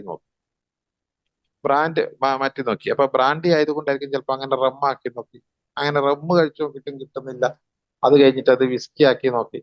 അങ്ങനെ ഈ ബ്രാൻഡുകളൊക്കെ മാറി നോക്കി, അളവ് കൂട്ടി നോക്കി. പക്ഷെ എന്നിട്ടും ഈ ഒരു തരിപ്പ് കിട്ടുന്നില്ല. ആദ്യം കഴിച്ച 2 പെഗ് കഴിച്ച ആ സുഖകരമായ ഒരു ആനന്ദ ആ അവസ്ഥയിലേക്ക് എത്തുന്നില്ല. അപ്പൊ 2 പെഗ് കഴിച്ചാൽ ആനന്ദാവസ്ഥയിൽ എത്തുമെന്നുള്ള ഒരു നമുക്ക് നല്ല ബോധ്യമുണ്ട് താൻ. പക്ഷെ ഇത് കിട്ടുന്നില്ല. അങ്ങനെയാണ് നമ്മൾ അറിയാതെ തന്നെ ഈ അളവ് കൂട്ടി കൂട്ടി കൂട്ടി കൂട്ടി പോയത്. അങ്ങനെ പക്ഷെ എന്ത് സംഭവിച്ചു എന്ന് ചോദിച്ചു കഴിഞ്ഞാൽ ഈ മദ്യം അകത്ത് ചെന്നതോടുകൂടി നമ്മളുടെ തലച്ചോറിൽ ഇത് ഓട്ടോമാറ്റിക് ആയിട്ട് എത്തുകയും അവിടെ ഡൊപ്പാമിൻ ഉൽപ്പാദിപ്പിക്കുന്നില്ല എന്ന് മാത്രമല്ല ഈ തലച്ചോറിന്റെ പ്രവർത്തനത്തെ താളം തെറ്റിക്കുകയും ചെയ്യുന്നു. അങ്ങനെ താളം തെറ്റിച്ച് അവിടെ നമ്മളുടെ ബോധാവസ്ഥയെ തകിടം മറിക്കുകയാണ് ചെയ്യുന്നത്. അങ്ങനെ ബോധം നശിച്ചാലും ഇയാൾക്ക് ഈ ഡൊപ്പാമിന്റെ ഉൽപാദനം നടക്കുന്നില്ല. പക്ഷെ ഡൊപ്പാമിൻ ഉൽപ്പാദിപ്പിക്കുമെന്ന് അറിയാവുന്നത് കൊണ്ട് വീണ്ടും കഴിക്കുന്നു. അപ്പോൾ വീണ്ടും വീണ്ടും ബോധം നശിച്ചുകൊണ്ടിരിക്കുന്നു. അങ്ങനെ ഒരു ഘട്ടം കഴിഞ്ഞു കഴിഞ്ഞപ്പോൾ ഈ മദ്യപിച്ചു കഴിഞ്ഞാൽ ഈ ഡൊപ്പാമിൻ ഉണ്ടാവുന്നില്ല എന്ന് മാത്രമല്ല നമ്മളുടെ ബോധം നശിച്ചുകൊണ്ടേയിരിക്കും. അങ്ങനെയാണ് അത് നമ്മൾ അറിയുന്നത് പോലുമില്ല. നമ്മൾക്ക് ഈ ബോധം നശിച്ച് നമ്മള് വേച്ചു വീഴുന്നതോ അല്ലെങ്കിൽ വീണു പോകുന്നതോ ഉറങ്ങിപ്പോകുന്നതോ ചെയ്യുന്ന കാര്യങ്ങൾ എന്തെന്ന് ഓർമ്മയില്ലാത്തതോ തുടങ്ങിയ കാര്യങ്ങളിലേക്കൊക്കെ കടക്കുന്നതൊന്നും നമ്മൾ അറിയുന്നത് പോലുമില്ല. അപ്പോഴും നമ്മളുടെ വിചാരം ഈ ഡോപ്പാമിന്റെ 2 പെഗിൽ ഉൽപ്പാദിപ്പിക്കുന്ന ഈ ഡോപ്പാമിൻ കിട്ടും എന്ന് തന്നെയാണ്. പക്ഷെ അത് കിട്ടാത്തൊരവസ്ഥയിലേക്ക് നമ്മളുടെ ശരീരം ട്രാൻസ്ഫർ ആയി പോയി എന്നുള്ള വിവരം ട്രാൻസ്ഫോം ചെയ്തു എന്നുള്ള വിവരം നമ്മൾ അറിയുന്നില്ല. അപ്പൊ പിന്നെ സംഭവിക്കുക ഓരോ തവണയും പോയി കുടിക്കുമ്പോ ഈ സുബോധാവസ്ഥ തകരാറിലാവുക എന്നുള്ളതല്ലാതെ വേച്ച് വീഴുക എന്നുള്ളതല്ലാതെ ആദ്യ കാലത്ത് അടിച്ചപ്പോ കിട്ടിയിരുന്ന 2 പെഗ് അടിച്ചപ്പോ കിട്ടിയിരുന്ന ആ ഉന്മാദാവസ്ഥ ഒരിക്കലും കിട്ടുന്നില്ല. അതായത് ആ ഡൊപ്പാമിന്റെ ഉൽപാദനം നിന്നുപോയി. അതുകൊണ്ട് നമുക്ക് ആ ഒരു സംഗതി ഇനി അത് ഈ മദ്യത്തിന്റെ ഉപയോഗം കൊണ്ട് നടക്കില്ല എന്ന്. അങ്ങനെയാണ് പിന്നീട് ഈ കക്ഷി അതിനെ പിന്നെ കോക്ടെയിൽ ആക്കി നോക്കുന്നു. വിസ്കിയും ബ്രാൻഡിയും റമ്മും ബ്രാൻഡിയും വിസ്കിയും ഒക്കെ ചേർത്ത് കഴിക്കുന്നു. അതിന്റെ കൂടെ സിഗരറ്റ് കൂട്ടി വലിച്ചു നോക്കുന്നു. അതിന്റെ കൂടെ ചിലപ്പോൾ ഹാൻഡ്സ് ഉപയോഗിച്ച് നോക്കുന്നു. പിന്നെ കഞ്ചാവ് ഉപയോഗിച്ച് നോക്കുന്നു. അതുപോലെ തന്നെ പല സാധനങ്ങളും മിക്സ് ചെയ്ത് നോക്കുന്നു. അപ്പോ അങ്ങനെയെങ്കിലും ഈ ഒരു ആ ഒരു സുഖകരമായ ഒരവസ്ഥയിലേക്ക് എത്തിച്ചേരുമെന്ന് വിചാരിക്കുന്നു. പക്ഷെ എത്തിച്ചേരുന്നില്ല. ആ സുഖകരമായ അവസ്ഥ കിട്ടണമെങ്കിൽ ഈ ഡോപ്പാമിന്റെ ഉൽപാദനം നടക്കണം. അത് നടക്കുന്നില്ല. അപ്പൊ അതുകൊണ്ട്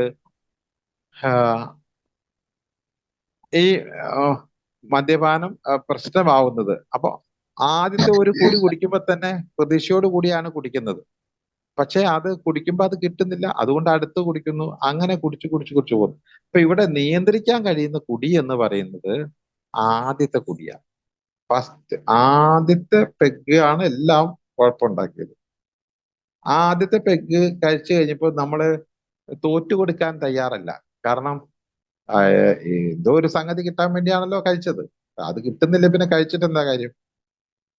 അതുകൊണ്ടാണ് ഈ അവസാനമൊക്കെ ആയി കഴിഞ്ഞപ്പോഴത്തേക്കും ഒരു 2 പെഗോ 3 പെഗോ ഉള്ളൂ എന്ന് പറയുമ്പോൾ അത് ഞാൻ കഴിക്കാൻ പോലും നിൽക്കാത്തത്. കാരണം അത് കഴിച്ചു കഴിഞ്ഞാൽ എനിക്ക് ഇത് ശരിയാവൂല എന്നൊരു തോന്നല് വരികയാണ്.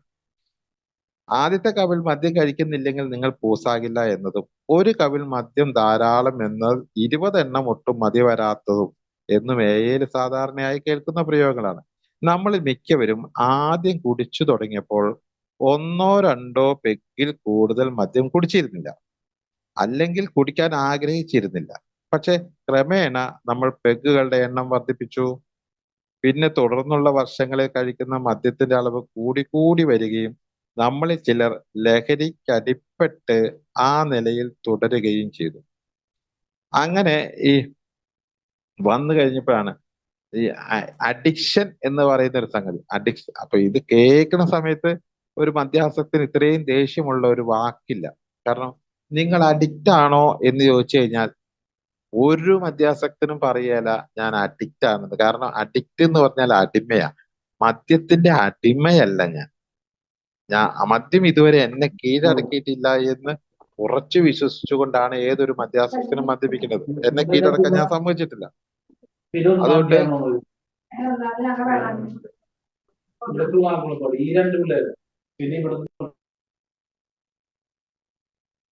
ഓക്കെ. അതുകൊണ്ട് മദ്യത്തിന്റെ അളവ് കൂടിക്കൂടി വരികയും നമ്മൾ ചില ലഹരിക്ക് അടിമപ്പെട്ട് ആ നിലയിൽ തുടരുകയും ചെയ്തു. ഒരു പക്ഷേ നമ്മളുടെ ഉന്മാദാവസ്ഥ സംസാരത്തിലോ നടപ്പിലോ പ്രകടമായിരുന്നില്ല. എങ്കിലും നമ്മൾ ഈ കാലയളവിൽ ഒരിക്കലും സുബോധവാന്മാരായിരുന്നു.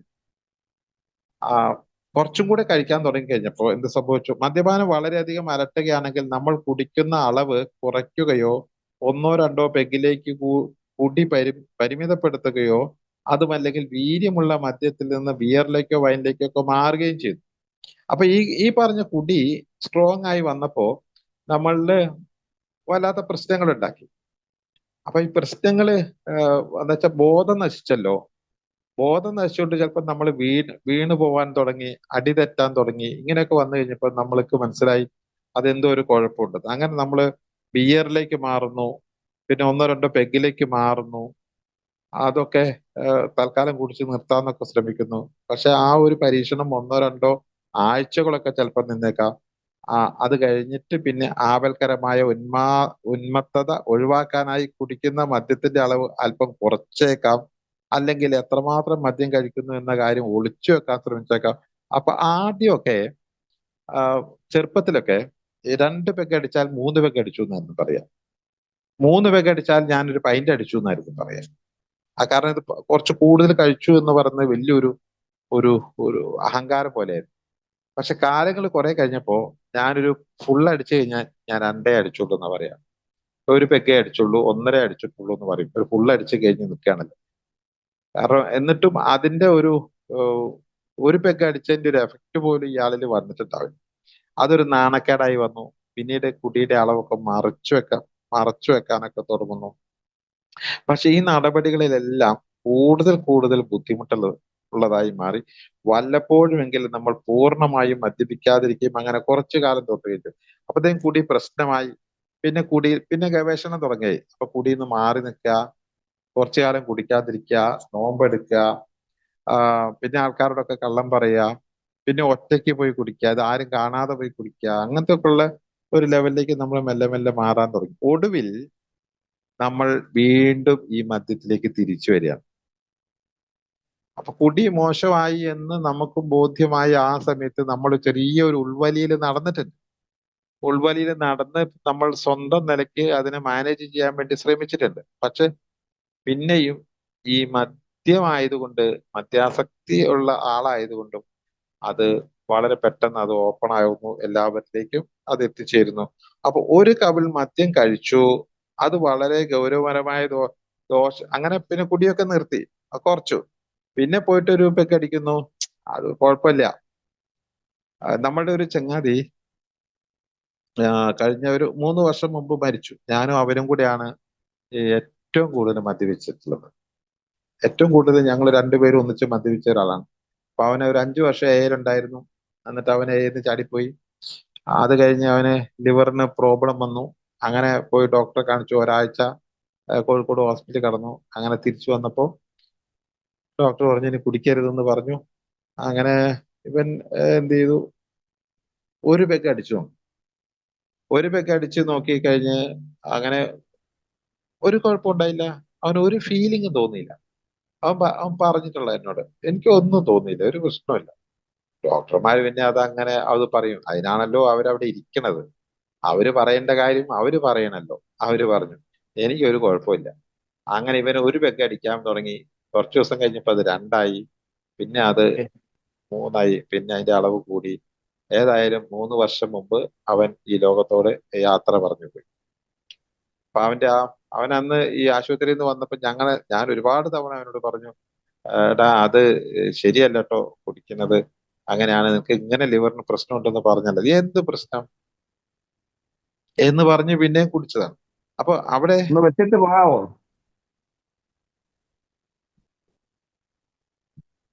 എന്നോടല്ല.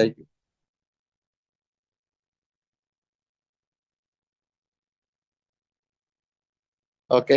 അത് ഏതോ മൈക്ക് തുറന്നോ സാറേ? എന്നോടല്ലായിരിക്കുന്നത് അത്. ഓക്കെ. അപ്പുറം പറഞ്ഞതായിരിക്കും. ഏതായാലും അങ്ങനെയാണെങ്കിലും അങ്ങനെയൊക്കെ ഉള്ള ഒരു ശ്രമം നടത്തി നോക്കുന്നുണ്ട്. അളവ് കുറയ്ക്കാനൊക്കെ നോക്കി. ഞാനൊക്കെ ഈ അളവ് കുറയ്ക്കാൻ നോക്കിയതിൽ ഏറ്റവും വിദഗ്ധനാണ് ഒരാളാണ് ഞാൻ. കാരണം അളവ് കുറയ്ക്കാൻ വേണ്ടി നടത്തിയ പരീക്ഷണങ്ങൾ നിരവധിയാണ്. കാരണം ഈ കുടി മോശമായി കഴിഞ്ഞപ്പോ എത്രയോ ഗവേഷണങ്ങൾ നടത്തി, ബ്രാൻഡ് മാറി നോക്കി, വീട്ടിൽ കൊണ്ടുവന്ന് വെച്ച് കുടിച്ചു നോക്കി. ആ, ചില ആൾക്കാരുടെ കൂടെ കുടിക്കില്ല എന്ന് തീരുമാനിച്ചു, ഒറ്റയ്ക്ക് പോയി കുടിക്കാൻ നോക്കി. അതുപോലെ രാത്രിയെ കുടിക്കുള്ളൂ എന്ന് തീരുമാനിച്ചു. അങ്ങനെ പല പല ഗവേഷണങ്ങളൊക്കെ നടത്തി നോക്കിയിട്ടുണ്ട് ഈ കുടിയുടെ അളവ് കുറയ്ക്കാൻ വേണ്ടിയിട്ട്. പക്ഷേ ഈ ഒരു പെഗ് അകത്ത് ചെന്ന് കഴിഞ്ഞാൽ പിന്നെ ആ കുടിയുടെ അളവിന്റെ മുകളിലുള്ള നിയന്ത്രണം കിട്ടാതായി പോകുന്നു എന്ന് മനസ്സിലായപ്പോഴാണ് ഇത് എന്തോ ഒരു കുഴപ്പമുണ്ടെന്ന് മനസ്സിലായി ഒരു ചികിത്സാലയത്തിലേക്ക് പോകുന്നത്. അപ്പൊ അല്പം കൂടി കഴിക്കുന്നത് സുരക്ഷിതമാണെന്ന് തോന്നി. ഒരു പെഗ് കഴിച്ചു, കുഴപ്പമില്ല. ഒന്നുകൂടെ കഴിച്ചൊക്കെ കുഴപ്പമില്ല തോന്നുന്നു. ആ സമയത്ത് നമ്മൾ അത്ര മാത്രമേ കുടിച്ചു കാണുകയുള്ളൂ. നമ്മൾക്ക് ഒന്നോ രണ്ടോ പെഗ് മദ്യം കഴിച്ച് നിർത്താം എന്നുള്ള ചിന്ത വളരെ ആശ്വാസകരമായിരുന്നു. ഞങ്ങളിൽ ചിലർ അങ്ങനെ പല പ്രാവശ്യം ആവർത്തിച്ചു. പക്ഷെ ആ അനുഭവം ഒരു കെണിയായിരുന്നു എന്ന് പിന്നീട് മനസ്സിലായി. ഒന്ന് രണ്ട് തവണയൊക്കെ അങ്ങനെ രക്ഷപ്പെട്ടിട്ടുണ്ടാവും. ഞാനും അങ്ങനെ രക്ഷപ്പെട്ട ആളാണ്. ഞാന് ഈ ഗ്രൂപ്പിൽ പറഞ്ഞിട്ടുണ്ടോ എന്നറിയില്ല. ഈ കുടി കുറയ്ക്കാൻ വേണ്ടി നടത്തിയ ഏറ്റവും നല്ലൊരു പരീക്ഷണം ആയിരുന്നു. എന്റെ ഒരു നല്ല ഗുരു പറഞ്ഞു തന്ന, എടാ നീ 1 ലിറ്റർ വാങ്ങി വീട്ടിൽ കൊണ്ട് വെച്ച് ഒരാഴ്ച കൊണ്ട് കഴിക്കേ, അപ്പൊ ഒരു കുഴപ്പമുണ്ടാവില്ല, ഒരു ആ, വിഷയമില്ല എന്ന് പറഞ്ഞു. അങ്ങനെ എന്നാ, ഞാൻ 1 ലിറ്റർ വാങ്ങി ഒരാഴ്ച കൊണ്ട് കഴിക്കാൻ തീരുമാനിച്ചു. പക്ഷെ അത് അളക്കാൻ വേണ്ടിയിട്ട് ഒരു പാത്രം വേണമല്ലോ എന്ന് വിചാരിച്ച് ഒരു ക്വാർട്ടർ കൂടെ വാങ്ങി. അങ്ങനെ ആദ്യത്തെ ദിവസം ഞാൻ വീട്ടിലെ ഭാര്യയോടൊക്കെ പറഞ്ഞ് ഈ ക്വാർട്ടർ ഈ കാര്യങ്ങളൊക്കെ പറഞ്ഞു, ഞാൻ ഇനി വീട്ടിൽ നിന്നേ കഴിക്കുന്നുള്ളൂ, നാട്ടിൽ പോണില്ല എന്നൊക്കെ പറഞ്ഞ് അങ്ങാടിയിലൊക്കെ പോയി വൈകുന്നേരം വന്ന് കുടിക്കാതെ വന്ന് വീട്ടിൽ വന്ന് ഈ ക്വാർട്ടർ പൊട്ടിച്ച് സുഖമായിട്ട് കഴിച്ച് ഞാൻ സുഖമായിട്ട് കിടന്നുറങ്ങി. പിറ്റേ ദിവസം രാവിലെ എഴുന്നേറ്റ് നോക്കി കഴിഞ്ഞപ്പോൾ വളരെ നല്ല ഒരു അന്തരീക്ഷം, നല്ല ഫ്രഷ് ആയിട്ട് എഴുന്നേറ്റു. ആ, കാര്യങ്ങളൊക്കെ ഭംഗിയായി ചെയ്തു. സ്കൂളിലൊക്കെ പോയി തിരിച്ചു വീട്ടിൽ വന്നു, അങ്ങാടിയിലൊക്കെ പോയി തിരിച്ചു വീട്ടിൽ വന്നു. ഒരു കുഴപ്പമില്ല, ഊണൊക്കെ കഴിച്ചു. രാത്രിയിൽ വീണ്ടും ഈ ലിറ്റർ പൊട്ടിച്ചു ക്വാർട്ടർ കുപ്പിയിലേക്ക് ഒഴിച്ച് ആ ക്വാർട്ടർ കഴിച്ച് ഞാൻ കിടന്നു. പക്ഷെ അന്ന് കിടന്നപ്പോ എനിക്ക് ഉറക്കം വന്നില്ല. രണ്ടാമത്തെ ദിവസം, ആദ്യത്തെ ദിവസം എനിക്ക് ഉറങ്ങാൻ കഴിഞ്ഞത് ആ ലിറ്റർ കുപ്പി പൊട്ടിച്ചിട്ടില്ല എന്നുള്ളതായിരുന്നു. രണ്ടാമത്തെ ദിവസം എനിക്ക് ഒരു ക്വാർട്ടർ കഴിച്ചിട്ട് ഉറക്കം വരാത്തത് പൊട്ടിച്ച ലിറ്റർ കുപ്പി അവിടെ മുകളിൽ ഇരിപ്പുണ്ട്, അട്ടത്തിരിപ്പുണ്ട് എന്നുള്ളൊരു ചിന്ത എന്നിലെ ഉറക്കം നഷ്ടപ്പെടുത്തി. കുറെ കഴിഞ്ഞപ്പോ ഞാൻ എഴുന്നേറ്റിട്ട് ഒരു പെഗും കൂടെ കഴിച്ചു. അത് കഴിഞ്ഞിട്ടും എനിക്ക് ഉറക്കം വന്നില്ല. പിന്നെ ഞാൻ ഒരു പെഗ് കൂടെ കഴിച്ചു. പിന്നെ ഞാൻ എത്ര കഴിച്ചു എന്ന് എനിക്ക് തന്നെ അറിയില്ല. ഏതായാലും ആ കുപ്പിയുടെ 3/4 ഭാഗവും തീർത്തിട്ടാണ് അന്ന് രാത്രിയിൽ കിടന്നുറങ്ങിയത്. ഒരു 3 മണിക്കാണോ 4 മണിക്കാണോ കിടന്നുറങ്ങിയെന്ന് എനിക്കറിയില്ല. ഏതായാലും ഈ വീട്ടിൽ കൊണ്ടുവച്ച് രഹസ്യമായി ഒന്നോ രണ്ടോ പെഗ് അടിക്കാം എന്നുള്ള എന്റെ ഒരു വ്യാമോഹം ആ അങ്ങോട്ട് ഇല്ലാതായി കഴിഞ്ഞപ്പോഴാണ് ശരിക്കും മദ്യാസക്തി എന്ന് പറഞ്ഞാൽ എന്താന്നുള്ളത് എനിക്ക് മനസ്സിലായത്. കാരണം ഈ കുടിയുടെ മുകളില് എനിക്ക് ആദ്യത്തെ ദിവസം നിയന്ത്രിക്കാൻ കഴിഞ്ഞപ്പോ, ഒരു ക്വാർട്ടർ കഴിച്ചിട്ട് കിടക്കാൻ കഴിഞ്ഞപ്പോ ഞാൻ അന്ന് ഉറപ്പിച്ചതാണ് എനിക്ക് നിയന്ത്രിച്ച് കഴിക്കാൻ പറ്റുമെന്നുള്ളത്. അപ്പൊ ആദ്യത്തെ ഒരു ദിവസമേ അത് പറ്റുള്ളൂ, പക്ഷെ പിറ്റേ ദിവസം പറ്റിയില്ല. ഇത് തന്നെയാണ് പലപ്പോഴും നമ്മളെ കബളിപ്പിക്കുന്ന ഒരു സംഗതി. ഒന്നോ രണ്ടോ മൂന്നോ നാലോ ദിവസം ഈ ഒരു മദ്യാസക്തനായ ചങ്ങാതിക്ക് ചിലപ്പോൾ കഴിച്ച് ഒന്ന് രണ്ട് പെഗ് കഴിച്ച് നിർത്താൻ പറ്റിയേക്കാം. പക്ഷേ അത് ഒരു ഒരു എന്താണ് ഒരു കെണിയാണ് എന്നുള്ളതാണ് എനിക്ക് പിന്നീട് മനസ്സിലായത്. ആ സമയത്ത് നമ്മൾ അത്ര മാത്രമേ കുടിച്ചു കാണുള്ളൂ. നമ്മൾക്ക് ഒന്നോ രണ്ടോ പെഗ് മദ്യം കഴിച്ച് നിർത്താം എന്നുള്ള ചിന്ത വളരെ ആശ്വാസകരമായിരുന്നു. ഞങ്ങൾ ചിലർ അങ്ങനെ പല പ്രാവശ്യം ആവർത്തിച്ചു. പക്ഷേ ആ അനുഭവം ഒരു കെണിയായിരുന്നു എന്ന് പിന്നീട് തെളിയിക്കപ്പെട്ടു. സുരക്ഷിതമായി മദ്യപിക്കാമെന്ന് അത് നമ്മെ പ്രലോഭിപ്പിച്ചു. അങ്ങനെ ഇരിക്കുമ്പോൾ മറ്റൊരവസരം വന്നെത്തും. എന്തെങ്കിലും ഒരു വിശേഷാഘോഷം, വ്യക്തിപരമായ ഒരു നഷ്ടം, അല്ലെങ്കിൽ പ്രത്യേക കാരണങ്ങളുമൊന്നുമില്ലാത്ത ഒരു സംഭവം വരും. ഒന്നോ രണ്ടോ മൂന്നോ കവിൾ മദ്യം ഞങ്ങളെ അതീവ സന്തുഷ്ടരാക്കിയപ്പോൾ ഇനിയും കുറച്ചുകൂടി സന്തോഷം കിട്ടാൻ വേണ്ടി ഒന്നും കൂടി കുടിച്ചാൽ കൊള്ളാമെന്ന് തോന്നുന്നു. അങ്ങനെ മതോന്മത്തരാകണമെന്ന യാതൊരു ഉദ്ദേശവുമില്ലാതെ, പൂസാകണമെന്നോ വഴി കിടക്കണമെന്നോ ഒരു ഉദ്ദേശവുമില്ലാതെ മാന്യമായി കുടിച്ചു പോരണം എന്ന ഉദ്ദേശത്തോടു കൂടി മാത്രം കുടിക്കാൻ പോയിട്ട് തിരിച്ചു വന്നത് ഞങ്ങൾ ഞങ്ങൾക്ക് ആഗ്രഹമില്ലാതെ തന്നെ വളരെ അമിതമായി മദ്യപിച്ചിട്ടാണ് വന്നിട്ടുണ്ടാവുക. ആ ഒരു സംഗതിയാണ് നമ്മൾ തിരിച്ചറിയേണ്ടത്. മദ്യാസക്തി എന്ന് പറയുന്ന ഈ പറയുന്ന രോഗത്തിന്റെ ലക്ഷണത്തിലെ ഏറ്റവും പ്രധാനപ്പെട്ട ലക്ഷണമാണത്. നമ്മൾക്ക് വലിയ ആഗ്രഹമുണ്ട് എങ്കിലും ഒന്നോ രണ്ടോ പെഗോ കഴിച്ച് നിർത്തണം, ലഭ്യമാണെങ്കിൽ കേട്ടോ.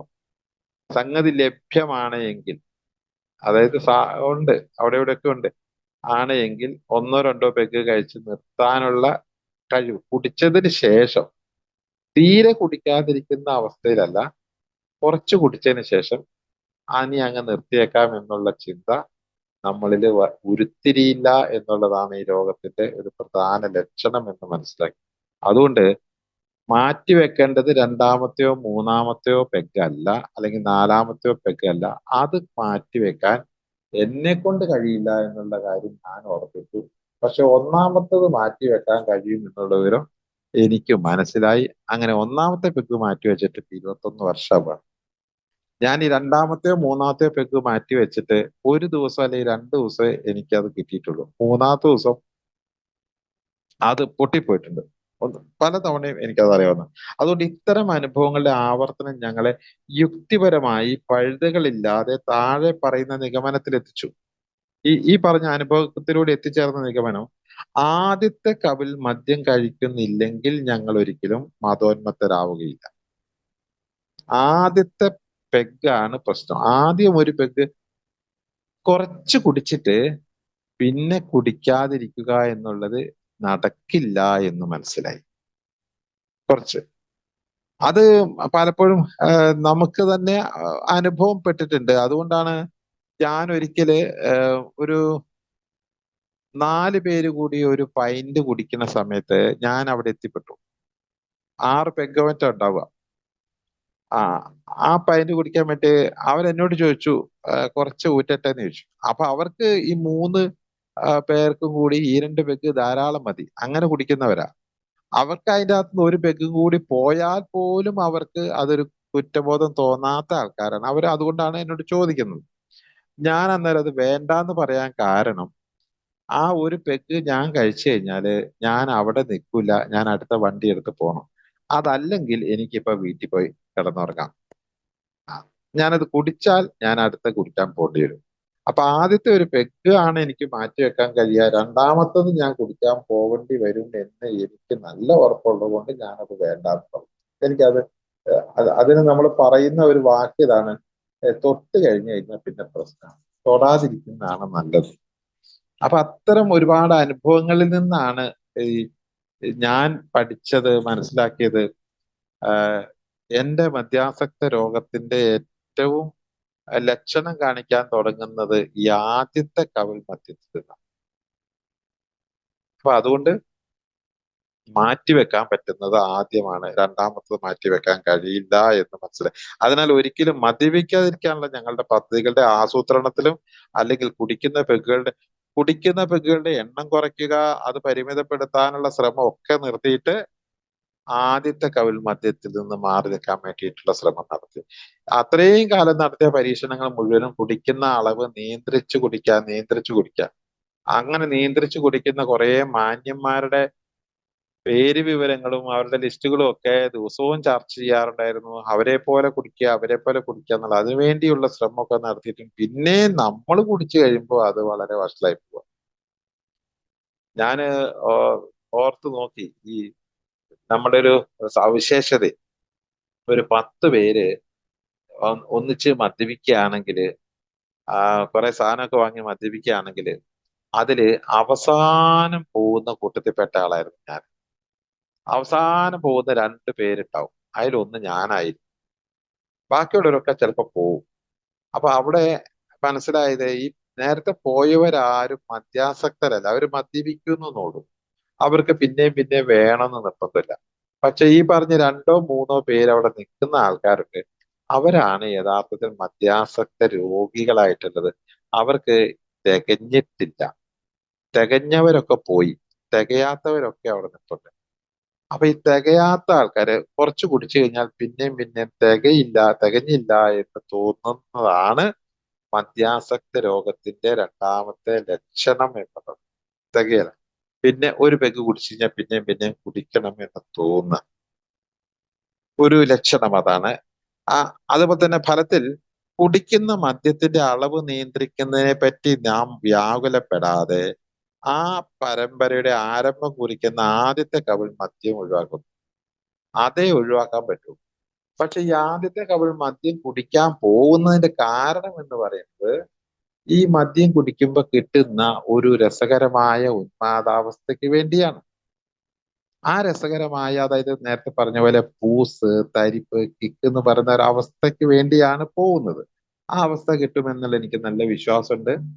അത് രണ്ടുപേർക്ക് അടിച്ചാൽ കിട്ടുകയും ചെയ്യും. അതിനു വേണ്ടിയാണ് പോകുന്നത്. പക്ഷെ അത് നമ്മളിൽ നിന്ന് അത് യാത്ര പറഞ്ഞു പോയി എന്നുള്ള വിവരം മനസ്സിലാവുന്നില്ല. അതുകൊണ്ട് നമ്മൾ വീണ്ടും വീണ്ടും അടിച്ചടിച്ച് അളവ് കൂട്ടിക്കൊണ്ടേയിരിക്കുന്നു. അതുകൊണ്ട് ഇനി ഒരിക്കലും ഈ മദ്യപിച്ച് കിക്കാവുക എന്നുള്ള ഒരു സുന്ദരമായ സ്വപ്നമായിട്ട് കിടക്കുകയാണ്. നമ്മൾക്ക് ഇനി അത് സാധ്യമല്ല. അങ്ങനത്തെ ഒരു അവസ്ഥയിലേക്ക് നമ്മളുടെ ബ്രെയിനും നമ്മളുടെ ശാരീരിക അവസ്ഥയും ഒക്കെ ഈ പരിവർത്തനം ചെയ്യപ്പെട്ടിരിക്കുന്നു. ഒരു രൂപത്തിൽ നിന്ന് മറ്റൊരു രൂപത്തിലേക്ക് മാറിയിരിക്കുന്നു. ആ മാറിയ ഒരു ശരീരാവസ്ഥയാണ് എനിക്കുള്ളത് കൊണ്ട് ഒരിക്കലും സാധാരണക്കാരനെ പോലെ രണ്ട് പെഗടിച്ച് പോകാൻ എനിക്ക് കഴിയില്ല എന്ന് മനസ്സിലാക്കിയത് കൊണ്ട് ഞാൻ മാറ്റിവെക്കാൻ തീരുമാനിച്ചത് ആദ്യത്തെ പെഗാണ്. ആദ്യത്തെ പെഗ് മാറ്റിവെക്കാൻ നമുക്ക് കഴിയും. കാരണം ആദ്യത്തെ പെഗ് കഴിക്കുന്നതിന് മുമ്പ് നമുക്ക് സുബോധമുണ്ട്, യുക്തിയുണ്ട്, ചിന്തയുണ്ട്, എല്ലാം ഉണ്ട്. അതുകൊണ്ട് അത് വെച്ചിട്ട് നമുക്ക് ആദ്യത്തേതിനോട് നമുക്ക് നോ പറയാം. പക്ഷെ രണ്ടാമത്തതിന് മാറ്റി വെക്കണമെങ്കിൽ നമ്മളുടെ യുക്തിയും പോയി, ചിന്തയും പോയി, സുബോധവും പോയി, എല്ലാം തകരാറിലായതുകൊണ്ട് രണ്ടാമത്തത് മാറ്റി വെക്കാൻ കഴിയില്ല. കാരണം ഒരു പെഗ് തന്നെ നമ്മളുടെ ചിന്തയെയും ന്യായ വിവേചന ശക്തികളെയും തകർത്ത് കളയും. അതുകൊണ്ട് രണ്ടാമത്തത് മാറ്റിവെക്കാൻ നമുക്ക് സാധ്യമല്ല. ഒന്നാമത്തത് മാറ്റിവെക്കാൻ സാധിക്കും. അതിന് നമുക്ക് ന്യായ വിവേചന ബുദ്ധി പ്രയോഗിക്കാൻ കഴിയും. അതുകൊണ്ട് ആദ്യത്തെ കപിൾ മദ്യമാണ് നമുക്ക് ഒഴിവാക്കാൻ പറ്റുക. ഇത് കേൾക്കുമ്പോൾ വെറും വിഡ്ഢിത്തമായി തോന്നുന്നുണ്ടാവാം അല്ലെ? ഏഴിൽ വരുന്നതിന് മുമ്പ് ഞങ്ങൾ തന്നെ ഇത് എന്തുകൊണ്ട് കണ്ടെത്തിയില്ല എന്നുള്ളത് ഞങ്ങളിൽ ചിലർക്ക് അവിശ്വസനീയമായി തോന്നി. തീർച്ചയായും മദ്യാസക്തരോഗത്തെ പറ്റി മനസ്സിലാക്കുന്നത് വരെയെങ്കിലും മദ്യപാനം പൂർണ്ണമായും ഉപേക്ഷിക്കാൻ തയ്യാറായിരുന്നില്ല എന്നതാണ് അതിന്റെ സത്യം. ഈ മദ്യത്തെ പൂർണ്ണമായി ഉപേക്ഷിക്കേണ്ടതുണ്ടോ? കുറേശ്ശൊക്കെ മദ്യപിച്ചാൽ എന്താ കുഴപ്പം? എത്രയോ പേരെങ്ങനെ കുറേശ്ശെ മദ്യപിക്കുന്നില്ലേ? മദ്യപിച്ച് കഴിഞ്ഞാൽ കിട്ടുന്ന ഒരു കിക്ക് ഉണ്ടല്ലോ, അതെന്തിനാ നമ്മൾ കളയുന്നത്? ഒരു സുഖകരമായ അവസ്ഥ ഉണ്ടല്ലോ, അതെന്തിനാ കളയുന്നത് എന്ന ഒരു ചിന്ത എപ്പോഴും ഇങ്ങനെ അലട്ടിക്കൊണ്ടിരിക്കും. ഈ അലട്ടിക്കൊണ്ടിരിക്കുമ്പോ ഈ നമ്മളിപ്പോ അധ്വാനിക്കുന്നത്, പൈസ ഉണ്ടാക്കുന്നതൊക്കെ നമുക്ക് ജീവിക്കാൻ വേണ്ടിയല്ലേ, ആനന്ദിക്കാൻ വേണ്ടിയല്ലേ, സുഖിക്കാൻ വേണ്ടിയല്ലേ? അപ്പൊ രണ്ടു പേർക്ക് അടിച്ച് സുഖിക്കുന്നതിനിപ്പോ എന്താ കുഴപ്പം? ഇതെപ്പോഴും നമ്മൾ നമ്മുടെ ഉപബോധ മനസ്സ് ഇങ്ങനെ പറഞ്ഞുകൊണ്ടിരിക്കും. കാരണം അങ്ങനത്തെ ഒരു അനുഭവം നമുക്കുണ്ടല്ലോ. പക്ഷെ അതിൽ നിന്ന് നമ്മളെ ശാരീരിക അവസ്ഥയും മാനസിക അവസ്ഥയും ഒരു ട്രാൻസ്ഫോർമേഷൻ എന്ന് പറഞ്ഞു കഴിഞ്ഞാൽ ഒരു പരിവർത്തനം സംഭവിച്ചു കഴിഞ്ഞ ഒരു ശരീരമായിട്ടാണ് നമുക്കുള്ളത് കൊണ്ട് ഒരിക്കലും ഈ പറയുന്ന ചിന്താപ്രകാരം നമ്മളുടെ ശരീരവും മനസ്സും പ്രവർത്തിക്കുന്നില്ല എന്ന് ഞാൻ തിരിച്ചറിയുന്നു. അതുകൊണ്ട് എനിക്ക് ഈ സത്യം മനസ്സിലായത് കുറച്ചു കാലം കഴിഞ്ഞപ്പോഴാണ്. എന്നാൽ പ്രധാന കാര്യം ഇതാണ്, പ്രവർത്തിക്കുന്ന ഒരു വിദ്യയാണ് ഇതെന്ന് നമുക്കറിയാം. ഈ ഒരു വിദ്യ, ആദ്യത്തെ പെഗ്ഗിൽ നിന്ന് മാറി നിൽക്കാൻ എടുക്കുന്ന തീരുമാനം അത് പ്രവർത്തിക്കും. അത് നമുക്ക് സുഖമായിട്ട് മാറ്റി വെക്കുകയും ചെയ്യാം. രണ്ടാമത്തെയോ മൂന്നാമത്തെയോ എനിക്ക് മാറ്റി വെക്കാൻ കഴിയില്ല. എത്ര പെഗുകൾ? നാലോ ആറോ? നാലോ ആറോ? 12? നമ്മൾക്ക് കൈകാര്യം ചെയ്യാൻ കഴിയുന്ന പെഗുകളുടെ എണ്ണം കണക്ക് കൂട്ടുന്നതിന് പകരം ഓർക്കുക, ആദ്യത്തെ കവിൾ മദ്യം കയ്യിലെടുക്കാതിരിക്കുക മാത്രം ചെയ്താൽ മതി. അപ്പൊ പിന്നെ ഈ സുഖം കിട്ടണ്ടേ? ആ സുഖത്തിന് വേണ്ടി നമ്മൾ മറ്റു മാർഗങ്ങൾ തേടുക. വളരെ ലളിതമാണ്. ഈ വിധത്തിൽ ചിന്തിക്കുന്ന സ്വഭാവം ഞങ്ങളിൽ ലക്ഷക്കണക്കിന് ആളുകളെ വർഷങ്ങളോളം സുബോധവാന്മാരായി ജീവിക്കാൻ സഹായിച്ചിട്ടുണ്ട്. ഇതൊരല്പം കടന്ന കൈയാണെന്ന് തോന്നുന്നുണ്ടെങ്കിലും ഈ ചിന്ത നമ്മൾ ലക്ഷക്കണക്കിന് ആൾക്കാരെ സുബോധവാന്മാരായി എയിൽ കൂടി സഞ്ചരിക്കാൻ സഹായിച്ച ആദ്യത്തെ ചിന്ത ഇതാണ്. മാറ്റിവെക്കാൻ കഴിയുന്നത് ആദ്യത്തെ പെഗ് മാത്രമാണ്. രണ്ടാമത്തെയോ മൂന്നാമത്തെയോ പെഗ് മാറ്റിവെക്കാൻ കഴിയില്ല. കാരണം ആദ്യത്തെ പെഗ് പൈസ കൊടുത്ത് കുടിക്കുന്നത് തന്നെ ഞാൻ നേരത്തെ പറഞ്ഞല്ലോ, ഡോപ്പാമിൻ ഉണ്ടാവാൻ വേണ്ടിയിട്ടാണ്. ഡോപ്പാമിൻ ഉണ്ടാവണില്ല. അപ്പൊ ഒരെണ്ണം കൂടെ കഴിച്ചു ഡോപ്പാമിൻ ഉണ്ടാക്കാന്നൊക്കെ ഉണ്ടാവണില്ല. അപ്പൊ അടുത്ത കൂടെ കഴിക്കും. അങ്ങനെയാണ് മൂന്നോ നാലോ കഴിച്ച് നമ്മൾ മതോന്മത്തരാകുന്നു, പൂസാവുന്നു, ബോധം കെടുന്നു. പൂസാവുന്നല്ല, ബോധം കെടുന്നു. എന്നിട്ടും പൂസാവുന്നില്ല. അങ്ങനെ പൂസാവുന്ന ഒരവസ്ഥ നമ്മളിൽ നിന്ന് അസ്തമിച്ചു പോയതുണ്ട്. അതുകൊണ്ട് ആദ്യത്തെ കവിൾ മദ്യം ഒഴിവാക്കുക എന്ന വിദ്യക്ക് വൈദ്യശാസ്ത്രപരമായി ശക്തമായ ഒരു അടിസ്ഥാനമുള്ളതായി വിദഗ്ധരായ ഡോക്ടർമാർ ഞങ്ങളോട് പറഞ്ഞിട്ടുണ്ട്. മാറ്റിവെക്കാൻ കഴിയാതെ മാത്രമാണെന്ന്. ആദ്യത്തെ കവിൾ മദ്യമാണ് മതോന്മത്തിൽ എത്തിച്ചേരുന്നതിന് അനിയന്ത്രിതമായ മദ്യപാനത്തിന്റെ കാഞ്ചി വലിക്കുന്നത്. കുറച്ച് കുടിച്ചിട്ട് നിർത്തിപ്പോരാൻ നമുക്ക് പറ്റില്ല. ഒരു കാഞ്ചി വലിച്ചു കഴിഞ്ഞു. അത് കഴിഞ്ഞാൽ പൊടുന്നനെയോ അല്പസമയത്തിന് ശേഷമോ മദ്യപർ കൂടുതലായി മദ്യപിക്കുന്നു. മദ്യാസക്ത രോഗം മദ്യമെന്ന മയക്കുമരുന്നിനോടുള്ള ആസക്തിയാണ് എന്ന് നമ്മിൽ മിക്കവരും വിശ്വസിക്കുന്നു. യഥാർത്ഥത്തിൽ ഈ ആസക്തി എന്താണെന്ന് കുറച്ചും കൂടി ഒന്ന് നിർവചിച്ചാൽ, ഈ പറയുന്ന സന്തോഷം കിട്ടാൻ വേണ്ടി അതിന് പറ്റിയ സാധനം പിന്നെയും കുടിക്കുകയാണ്.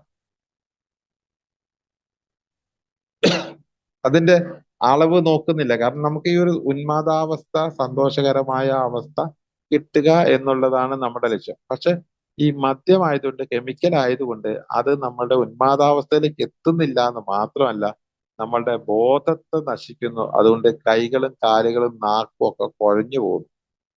5 കർമ്മേന്ദ്രിയങ്ങൾ കുഴയാണ്. കർമ്മേന്ദ്രിയങ്ങളായ 2 കൈയും 2 കാലും നാക്കുമാണ്. ഈ 4 ഇന്ദ്രിയങ്ങൾ കുഴയും. എന്നിട്ടും ഈ തലച്ചോറിൽ ഡോപ്പാമിൻ എന്ന് പറഞ്ഞ സാധനം ഉണ്ടാവുന്നില്ല. അതായത് ഉന്മേഷം വരുന്നില്ല. ഉന്മേഷം വരുന്നില്ല എന്ന് മാത്രമല്ല, നമ്മൾ ഡൗൺ ആയി പോവുകയും ചെയ്തു. നമ്മൾ സാധാരണയിൽ നിന്നും എത്രയോ താഴോട്ട് പോകുന്നു. നമ്മളുടെ ഊർജം എല്ലാം നഷ്ടപ്പെടുന്നു. അപ്പോഴും നമ്മൾ വീണ്ടും സാധനം കിട്ടിയാൽ കുടിച്ചുകൊണ്ടേയിരിക്കും.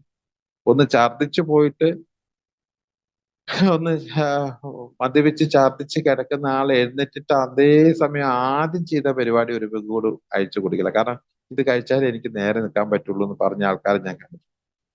ഛർദ്ദിച്ച അവശനായി കിടക്കായിരുന്നു. എഴുന്നേറ്റാൻ പാടെ ആദ്യം ചെയ്ത പോലെ. അപ്പൊ ഇത് ആ തരത്തിലേക്ക് നമ്മൾ ഇതിനെ ഒരു എന്താ പറയാ, നിയന്ത്രിക്കാൻ പറ്റാത്ത രീതിയിലേക്ക് മാറിപ്പോയി എന്നുള്ളത് നമ്മൾ തിരിച്ചറിയാം. മദ്യാസക്ത രോഗം മദ്യം എന്ന മയക്കുമരുന്നുള്ള ആസക്തിയാണെന്ന് നമ്മൾ മിക്കവരും വിശ്വസിക്കുന്നു. ഏത് തരം ആസക്ത രോഗികളെയും പോലെ രോഗശമനത്തിനായി നമ്മൾ ആസക്തിക്കിടയാക്കിയ മയക്കുമരുന്നിന്റെ ആദ്യത്തെ ഡോസിൽ നിന്നും അകന്നിരിക്കണം. ആസക്തി എന്ന് പറഞ്ഞാൽ എന്താണ് എന്ന് ചോദിച്ചാൽ, മദ്യം മാത്രമൊന്നല്ല ആസക്തി രോഗത്തിന്റെ, മയക്കുമരുന്നും മാത്രമൊന്നല്ല. എന്താണോ ഈ ഡോപ്പാമിൻ ഉണ്ടാക്കാൻ വേണ്ടി ഒരാളെ പ്രേരിപ്പിച്ചത്, ഹൈ ഡോസിൽ ഡോപ്പാമിൻ ഉൽപ്പാദിപ്പിച്ചത്, ആ സംഗതി തന്നെ വീണ്ടും കിട്ടണമെന്ന ആഗ്രഹമുണ്ട് എങ്കിൽ ആ ആഗ്രഹത്തെയാണ് ആസക്തി എന്ന് പറയുന്നത്. ആ ആസക്തിയെ മറ്റൊരു ലഹരി എന്ന് വേണമെങ്കിൽ പറയാം. അതായത് ലഹരി ലഭിച്ചിട്ടുണ്ടെങ്കിൽ, ഇപ്പൊ ഏതാണോ, ഏത് സംഗതി ഉപയോഗിച്ചപ്പോഴാണോ നമുക്ക് ആനന്ദം ലഭിച്ചത്, ആനന്ദത്തിന്റെ വേറൊരു പേരാണ് ലഹരി. ലഹരി ഉണ്ടായത്, ആ ലഹരി ഉണ്ടാക്കിയ വസ്തു പിന്നെയും നമ്മൾ ആവശ്യപ്പെട്ടുകൊണ്ടേയിരിക്കും. അത് ചിലപ്പോ ചില ആൾക്കാർക്ക് ഭക്ഷണമായിരിക്കാം, ചില ആൾക്കാർക്ക് കളിയായിരിക്കാം, ചില ആൾക്കാർക്ക് പുസ്തക വായനയായിരിക്കാം, ചില ആൾക്കാർക്ക് നല്ല യാത്രയായിരിക്കാം. അങ്ങനെ ഓരോരുത്തർക്കും ഓരോന്നാണ് ഈ ഡോപ്പാമിൻ ഉൽപ്പാദിപ്പിക്കാൻ വേണ്ടിയിട്ട് സഹായിക്കുന്നത്. അപ്പൊ ആ അയാൾക്കത് ലഹരിയാണ്. അയാൾ ആ ലഹരിക്ക് വിധേയനായി വരികയാണ്. അതുകൊണ്ട് അയാൾ അതിന് ആസക്തി ഉള്ളവനാണ്. അതുകൊണ്ടാണ് യാത്ര പോയി ലഹരി ഉണ്ടായ ആൾക്കാരൊക്കെ യാത്രകൾ ചെയ്തുകൊണ്ടേയിരിക്കും. കളി കാണാൻ പോയി ലഹരി ഉണ്ടായ ആൾക്കാരൊക്കെ കളി കണ്ടുകൊണ്ടേയിരിക്കുന്നു. കളിക്കാൻ പോയി ലഹരി ഉള്ളവർ അത് ചെയ്തുകൊണ്ടിരിക്കുന്നു. നല്ല ഹോട്ടലിൽ പോയി ഭക്ഷണം കഴിച്ച് ലഹരി ഉണ്ടായവർ അത് കഴിക്കാൻ പോയിക്കൊണ്ടിരിക്കുന്നു. ഇപ്പൊ ഏതാണോ ഈ ഡോപ്പാമിൻ ഹൈഡോസിൽ ഉണ്ടാക്കിയത്, അതാണ് അയാളുടെ ലഹരി. അപ്പൊ അത് പുസ്തകം വായിച്ച് ലഹരി ഉണ്ടാക്കുന്ന ആൾക്കാരുണ്ട്. അപ്പൊ അയാളെ വീണ്ടും അത്തരം പുസ്തകങ്ങൾ വീണ്ടും തേടിപ്പിച്ചു. അപ്പൊ ചില ലഹരികൾ നല്ലതാണ്, ചില ലഹരികൾ മോശമാണ്. അപ്പൊ നല്ല ലഹരിയുണ്ട്, ജീവിതത്തിൽ മുന്നോട്ട് കൊണ്ടുപോകുന്ന പോസിറ്റീവായ ലഹരികളുണ്ട്, മോശപ്പെട്ട ലഹരികളുണ്ട്. ഈ മദ്യം കൊണ്ടുണ്ടാക്കുന്ന ലഹരി മോശമായ ലഹരിയാണ്. അതുകൊണ്ടാണ് അത് മാറ്റിവെക്കണം എന്ന് പറഞ്ഞത്. അപ്പോ പകരം ഈ പറയുന്ന ലഹരി ഏതെങ്കിലും ഒരു ലഹരി നമുക്ക് ഇപ്പൊ ഒരു ലഹരി ആക്കിയിട്ട് എടുക്കാം. മീറ്റിംഗിൽ പോലെ ലഹരി, ഓൺലൈൻ മീറ്റിംഗിൽ പോലെ ലഹരി. ആ ലഹരി ആവണമെങ്കിൽ അതിൽ കയറുന്ന സമയത്ത് ഒരു സന്തോഷം ഉണ്ടാവണം. അതിനകത്ത് ഓരോ പരിപാടികൾ കേൾക്കുമ്പോൾ ഒരു ഭയങ്കരമായ ഒരു ഒരു എക്സൈറ്റിംഗ് ഉണ്ടാവുമ്പോഴാണ് അയാൾക്ക് ഈ ലഹരിയായി മാറുക. അങ്ങനെ ലഹരിയുള്ള ആൾക്കാര് ഈ മീറ്റിങ്ങുകൾ ഇങ്ങനെ സന്ദർശിക്കുന്നു. അപ്പൊ എന്തെങ്കിലും ഒരു ലഹരി ഇല്ലാതെ ഒരാൾക്ക് ജീവിക്കാൻ പറ്റില്ല. അപ്പം മദ്യം ഉപയോഗിച്ച് കൃത്രിമമായി ലഹരി കണ്ടെത്തിയ ആൾക്ക് മദ്യം മാറ്റി വെച്ച് കഴിഞ്ഞാൽ പിന്നെ ഒരു നിസ്സംഗഭാവമായിരിക്കും ഉണ്ടാവുക. പകരം ഇയാൾ എന്തെങ്കിലും ഈ സന്തോഷം ഉണ്ടാക്കുന്ന പരിപാടിയിലേക്ക് അയാള് മാറ്റി കൊണ്ടുവരേണ്ടതുണ്ട്. അപ്പൊ അതിന് ആദ്യം ചെയ്യേണ്ടത് ഈ ആദ്യത്തെ ഡോസിൽ നിന്ന് മാറി നിൽക്കുക. ഞങ്ങളുടെ അനുഭവങ്ങൾ ഇത് തെളിയിക്കുന്നത് ഞങ്ങൾ ആൽക്കഹോളിക്സ് അനോണിമസ് എന്ന ഗ്രന്ഥത്തിലും ഞങ്ങളുടെ ഗ്രേപ്പ് വൈൻ എന്ന മാസികയിലും വായിക്കാം. കൂടാതെ ഞങ്ങളുടെ എല്ലാ കൂട്ടായ്മകളിലും അവരുടെ അനുഭവങ്ങൾ പങ്കുവയ്ക്കുമ്പോൾ ഇതേ കാര്യം തന്നെ നിങ്ങൾക്ക് കേൾക്കാൻ കഴിയും. അപ്പോൾ ആദ്യത്തെ കാര്യം ഈ ഡോപ്പാമിൻ ഉത്പാദിപ്പിച്ചുകൊണ്ടിരുന്ന ആദ്യത്തെ പെഗ്ഗിന് അങ്ങോട്ട് മാറ്റി വെക്കുക. കാരണം ആ പെഗ് ഇനി ഒരിക്കലും അത് നമുക്ക് തരില്ല എന്ന ഒരു വസ്തുത തിരിച്ചറിയുക. മാത്രമല്ല ആ മദ്യം ഒരിക്കലും ഈ ഡോപ്പാമിൻ ഉത്പാദിപ്പിക്കില്ല. അതുകൊണ്ട് അത് വെറും വ്യാമോഹമാണ് മോനെ ദിനേശ എന്ന് പറഞ്ഞ പോലെ ആ സംഗതി അങ്ങോട്ട് മാറ്റി വെക്കുക. ആ ഡോപ്പാമിൻ ഉത്പാദിപ്പിച്ച് ആ ഒരു ഉന്മാദാവസ്ഥ, ആ കിക്ക്, ആ തരിപ്പ്, ആ പൂസ് ഉണ്ടാവാൻ അത് സാധ്യമല്ല. അതുകൊണ്ട് ഇത് എത്ര കുടിച്ചാലും അത് കുടിച്ചുകൊണ്ടേയിരിക്കുക എന്നുള്ളതല്ലാതെ ഇത് കിട്ടില്ല എന്നുള്ളത് കൊണ്ട് നമുക്ക് മാറ്റിവെക്കാൻ കഴിയുന്നത് ആദ്യത്തെ ഒരു പെഗ് മാത്രമാണ് എന്നാണ് ഈ ഇതിനകത്ത് പറഞ്ഞിട്ടുള്ളത്.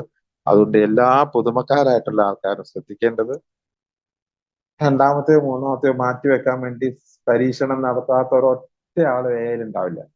എല്ലാവരും അവരവരുടേതായ പരീക്ഷണം നടത്തി അതെല്ലാം പരാജയപ്പെട്ട് ഒടുവിലാണ് ഞാനടക്കം ഇതിൻ്റെ അകത്ത് വന്നത്.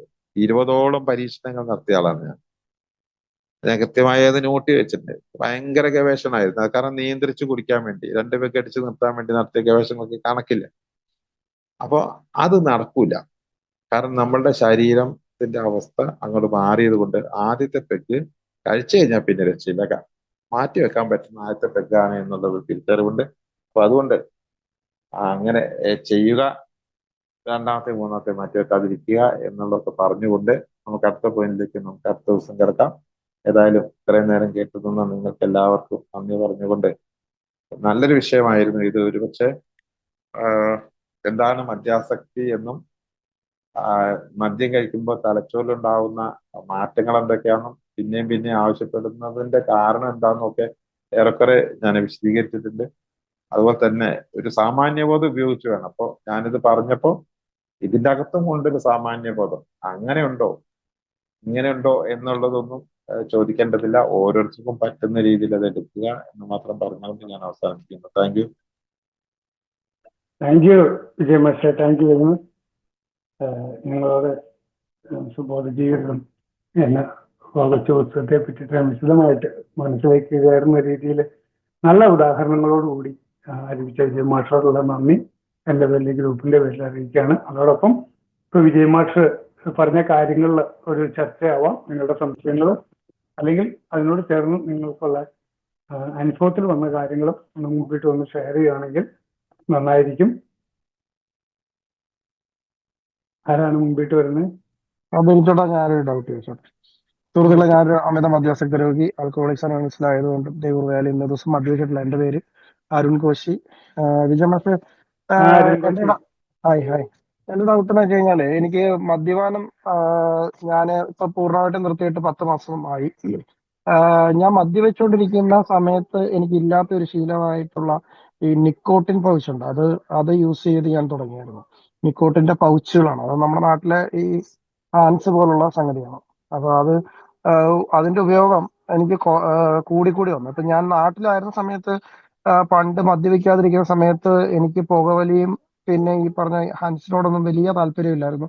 എങ്കിലും ഇതൊക്കെ ഉപയോഗിച്ചിട്ടുണ്ടെന്ന് ചോദിച്ചാൽ ഉപയോഗിച്ചിട്ടുണ്ട്. പക്ഷെ പിന്നീട് ഞാൻ മദ്യപാനം പൂർണ്ണമായിട്ട് നിർത്തിയതിന് ശേഷം ഞാൻ ഈ പെതുക്കെ ഞാൻ ഇതിലേക്ക് വന്നു. എനിക്കിപ്പോ അതിന്റെ ഉപയോഗം കൂടുതലാണ്. അത് ഇപ്പൊ മാഷി പറഞ്ഞ പോലെ അതൊരു ആസക്തിയുടെ ഒരു ഭാഗമാണ്. പക്ഷെ ഇതിനെ എങ്ങനെ അതൊന്ന് കൺട്രോൾ ചെയ്യാനായിട്ട് പറ്റുമെന്നുള്ളതൊന്ന് പറഞ്ഞു തരാമോ? ഇത് ഒരുപാട് ആൾക്കാർക്ക് സംഭവിക്കുന്ന ഒരു കേസാണ്. കാരണം ഞാൻ നേരത്തെ പറഞ്ഞല്ലോ, ഈ ഡൊപ്പാമിൻ ആണ് ശരിക്കും നമ്മളെ ഒരു ഹാപ്പിനെസ്സിലേക്ക് കൊണ്ടുപോകുന്ന ഒരു ഹോർമോൺ.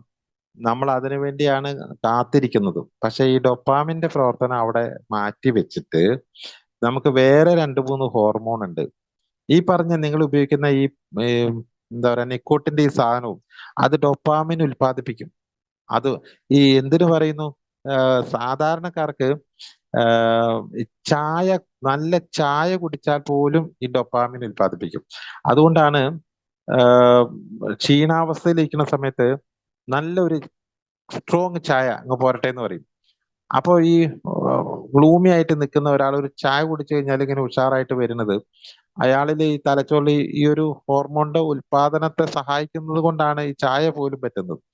അതുകൊണ്ട് അയാള് പിന്നീട് ഒരു ദിവസം 3, 4, 5 ചായയൊക്കെ ഇങ്ങനെ കുടിക്കും. അതുപോലും ഈ ഡിപ്പെൻഡന്റ്, അതായത് ഈ ഡൊപ്പാമിൻ ഉൽപ്പാദിപ്പിക്കാൻ ആശ്രയിച്ച് നിൽക്കുന്ന ഒരു വസ്തുവായിട്ട് വരികയാണ്.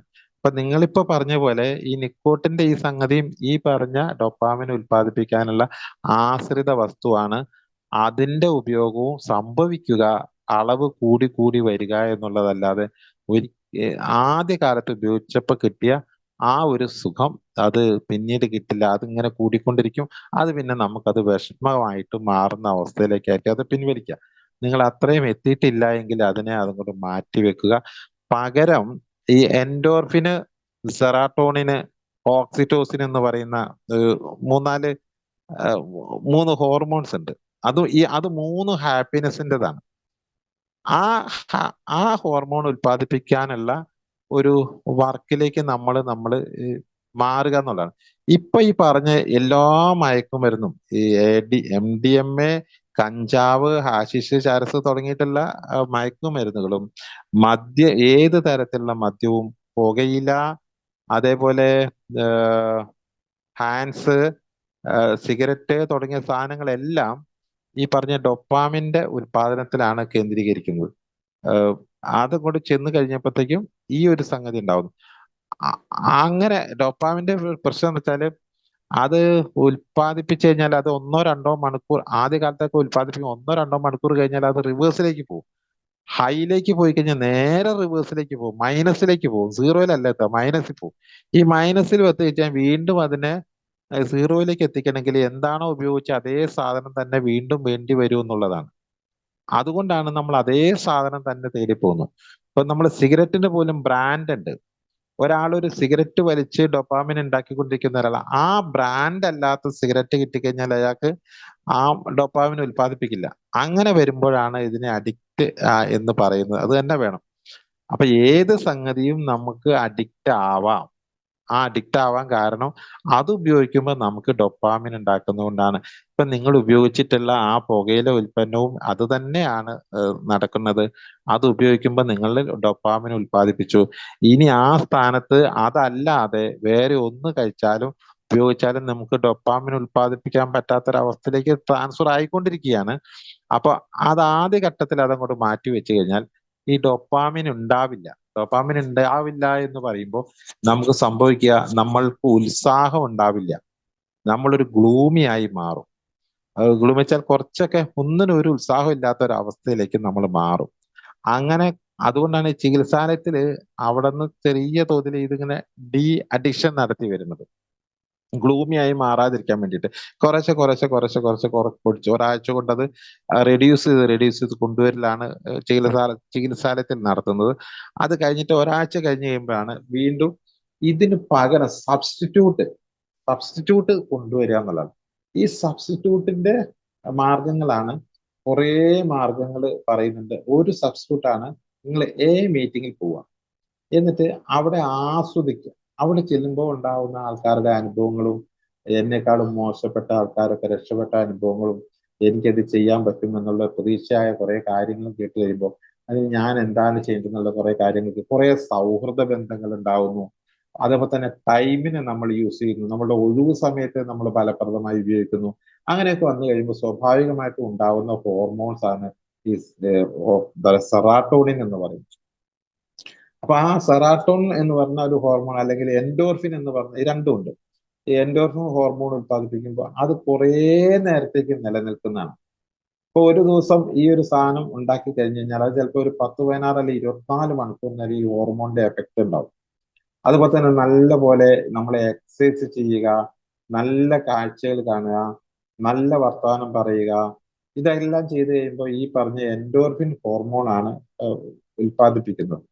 അതുപോലെ തന്നെ ഒന്നും അല്ലെങ്കിൽ പൊട്ടിച്ചിരിക്കുക, നന്നായി ചിരിക്കാൻ പറ്റുന്നില്ലെങ്കിൽ ചെറിയ ഫലിതം കേട്ടാൽ പോലും ഉറക്കെ ചിരിക്കുക, അതും നല്ല എന്താ പറയാ പല്ല് കാണിച്ചുകൊണ്ട് ചിരിക്കുക. ഇപ്പൊ നിങ്ങള് വേണമെങ്കിൽ ഇപ്പോ വേണമെങ്കിൽ ടെസ്റ്റ് ചെയ്യാം. ഒരു പേന എടുത്ത് ഇങ്ങനെ കടിച്ചു പിടിച്ച് എന്ന് പറഞ്ഞിട്ട് കീറി ഇങ്ങനെ വലിച്ച് ഇതാക്കി കഴിഞ്ഞപ്പോ ഓട്ടോമാറ്റിക് ആയിട്ട് നമുക്കൊരു ചിരി ഫീൽ ചെയ്യും. അപ്പൊ ആ ചിരി ഫീൽ ചെയ്യുകയാണെങ്കിൽ നമുക്ക് ഡോപ്പാമിൻ എൻഡോർഫിൻ ഉത്പാദിപ്പിക്കുന്നുള്ളതാണ്. കൃത്രിമമായിട്ട് ചിരിച്ചാലും മതി. അപ്പൊ നമുക്ക് കാണുന്ന എല്ലാ കാര്യത്തിലും കൃത്രിമമായിട്ടാണെങ്കിൽ പോലും നമ്മളത് കാണുക, അത് നല്ലതാണ്, ഹായ് നല്ല രസമുണ്ടല്ലോ, ഹായ് നല്ലതുണ്ടല്ലോ എന്ന് ബോധപൂർവം നമ്മൾ പറഞ്ഞാൽ പോലും സബ് കോൺഷ്യസ് മൈൻഡ് ഇത് ശരിയാണോ തെറ്റാണോ എന്നുള്ള വിവരമൊന്നും സബ് കോൺഷ്യസ് മൈൻഡിന് അറിയില്ലായിരുന്നു. അങ്ങനെ ആ സബ് കോൺഷ്യസ് മൈൻഡിലേക്ക് ഇത് പോവുകയും അങ്ങനെ നമുക്ക് ഈ എൻഡോർഫിൻ എന്ന് പറഞ്ഞ ഹോർമോണിന്റെ ഉത്പാദനം നടക്കുകയും ചെയ്യുന്നവർ. അപ്പൊ അതുകൊണ്ടാണ് ഈ മീറ്റിങ്ങിലൂടെ പോകുമ്പോൾ കുറെ കാര്യങ്ങൾ കേൾക്കുമ്പോൾ അത് ചിലപ്പം പൊട്ടത്തരം ആയിക്കോട്ടെ, നല്ലതാണെന്ന് തോന്നിയാൽ പൊട്ടത്തരമാണ്, അതിനെ വിശകലനം ചെയ്ത് മോശമാക്കാതെ നല്ല കാര്യമാണെങ്കിൽ അത് അങ്ങനെ വിഴുങ്ങ മുഴുവൻ കേട്ടു. അപ്പൊ അങ്ങനെ വരുന്ന സമയത്ത് നമുക്കൊരു ഓട്ടോമാറ്റിക് ആയിട്ട് ഒരു സന്തോഷം വരും. ഈ സന്തോഷം വന്നാൽ മാത്രമേ നമുക്ക് മറ്റേതിനെ ഒഴിവായി പോവുള്ളൂ. ഇല്ലെങ്കിൽ നമ്മൾ ഗ്ലൂമി ആയിട്ടിരിക്കും. നമുക്ക് എന്തായാലും ആ സാധനം തന്നെ വേണ്ടി വരും. അതുകൊണ്ടാണ് പകരം ഒരു സബ്സ്റ്റിറ്റ്യൂട്ട് നമ്മൾ കണ്ടെത്താതെ ഒരു സാധനം ഉപേക്ഷിച്ചാൽ അത് ഒട്ടും അത് സ്ഥായിയല്ല. അതുകൊണ്ടാണ് എത്രയോ ആൾക്കാർ നേരത്തെ കള്ളുകൂടി നിർത്തിയിട്ട് നിലനിൽക്കാത്തത്, എത്രയോ ആൾക്കാർ പുകവലി നിർത്തിയിട്ട് നിലനിൽക്കാത്തത്. നിലനിൽക്കണമെങ്കിൽ അത് ഉപയോഗിച്ചപ്പോൾ കിട്ടിക്കൊണ്ടിരുന്ന സംഗതിക്ക് പകരമായിട്ടുള്ള സംഗതി നമ്മൾ കൊടുക്കണം. അപ്പൊ ഈ ഒരു സാധനം ഉപേക്ഷിച്ച് ചിലപ്പോൾ 2-3 അല്ലെങ്കിൽ ഒരാഴ്ചത്തേക്കോ വല്ലാത്തൊരു അസ്വസ്ഥത ഉണ്ടാകുമെങ്കിലും അതിന് പകരം സംവിധാനത്തെക്കുറിച്ച് ആലോചിക്കണം, അത് കൊടുക്കണം. അതിൽ കുറെ കാര്യങ്ങൾ ഈ പുസ്തകത്തിൽ പറയുന്നുണ്ട്. പുസ്തകത്തിൽ ഉടനീളം 31ഓളം കാര്യങ്ങൾ പറയുന്നുണ്ട്. അതേപോലെ ഞാൻ നേരത്തെ പറഞ്ഞതുപോലെ എന്താ പറയാ, വേറെ നാം ഒന്നുമില്ലെങ്കിലും എല്ലാവരോടും സ്നേഹം പ്രകടിപ്പിക്കുക, അതൊരു ടെക്നിക്കാന്ന് പറഞ്ഞത്. ആരോടും സ്നേഹം ഇല്ലെങ്കിൽ പോലും എല്ലാവരോടും ഹായ് ഹായ് ഹായ് എന്ന് പറഞ്ഞിട്ട് സ്നേഹം, ഭ്രാന്ത് പിടിച്ചവനെ പോലെ അല്ല, എന്നാലും സ്നേഹം ഉള്ളതുപോലെ നമ്മൾ അഭിനയിക്കുക, ചിരി ഉള്ളതുപോലെ നമ്മൾ അഭിനയിക്കുക. അങ്ങനെ കുറച്ചു ദിവസം അതങ്ങനെ ചെയ്ത് കഴിയുമ്പോൾ സ്വാഭാവികമായിട്ടും ഈ ഹോർമോൺ ഉത്പാദിപ്പിക്കും. അങ്ങനെ വന്നു കഴിയുമ്പോൾ നമുക്ക് ഈ ചില സാധനങ്ങളെ മാറ്റിവെക്കാൻ പറ്റും. ഈ അല്ലാതെ നമ്മൾ ഇത് മാത്രം മാറ്റി വെച്ചാൽ നമ്മൾ ഗ്ലൂമി ആവും, നമ്മൾ പിന്നോട്ട് വലിയും, ഒന്നും ചെയ്യാതിരിക്കും. അപ്പോൾ നമുക്ക് വീണ്ടും അതേ സാധനം വേണ്ടി വരും. ഒരു ശീലത്തിൽ നിന്ന് മറ്റൊരു ശീലത്തിലേക്ക് മാറ്റിക്കൊണ്ടുവരാൻ ശ്രമിച്ചില്ലെങ്കിൽ നമുക്ക് ഇത് പൂർണ്ണമായിട്ട് ഒഴിവാക്കാൻ കഴിയില്ല. ഇതാണോ ഉദ്ദേശിച്ചത് എനിക്കറിയില്ല. അതായത് അത് തന്നെ മാഷെ. എനിക്കാണെങ്കിൽ മാഷ് പറഞ്ഞതിന്റെ കൂട്ട് എനിക്കിത് മറ്റേ കള്ളുകൂടി നിർത്തിയതിന് ശേഷം ഇതിന്റെ ഉപയോഗം ഞാൻ ആദ്യമേ ഒരു ജസ്റ്റ് ഒരു സബ്സ്റ്റൻസ് എന്നുള്ള രീതിയിൽ ഞാൻ ഇത് യൂസ് ചെയ്ത് തുടങ്ങിയതാണ്. പിന്നീട് അതിന്റെ കാലക്രമേണ അതിന്റെ എണ്ണം കൂടി, അത് വെക്കുന്നതിന്റെ എണ്ണം കൂടി. പിന്നെ ഇടയ്ക്ക് ഞാനൊന്ന് സ്റ്റോപ്പ് ചെയ്തു. പിന്നെ അത് കഴിഞ്ഞിട്ട് വീണ്ടും ഒരു സാഹചര്യത്തിൽ അത് വീണ്ടും വേണ്ടതായിട്ട് വന്നു. പിന്നീട് എന്താവശ്യം ഉണ്ടെങ്കിലും ഇപ്പൊ അത് വെക്കണം എന്നുള്ളൊരു അല്ലെ ചിന്തയിലോട്ട് രണ്ടാമത് ഉപയോഗിക്കാൻ തുടങ്ങിയപ്പോ ആദ്യത്തേനേക്കാളും കൂടിയില്ലേ സംഗതി? കൂടിയിട്ടുണ്ട്. കൂടിയില്ലേ?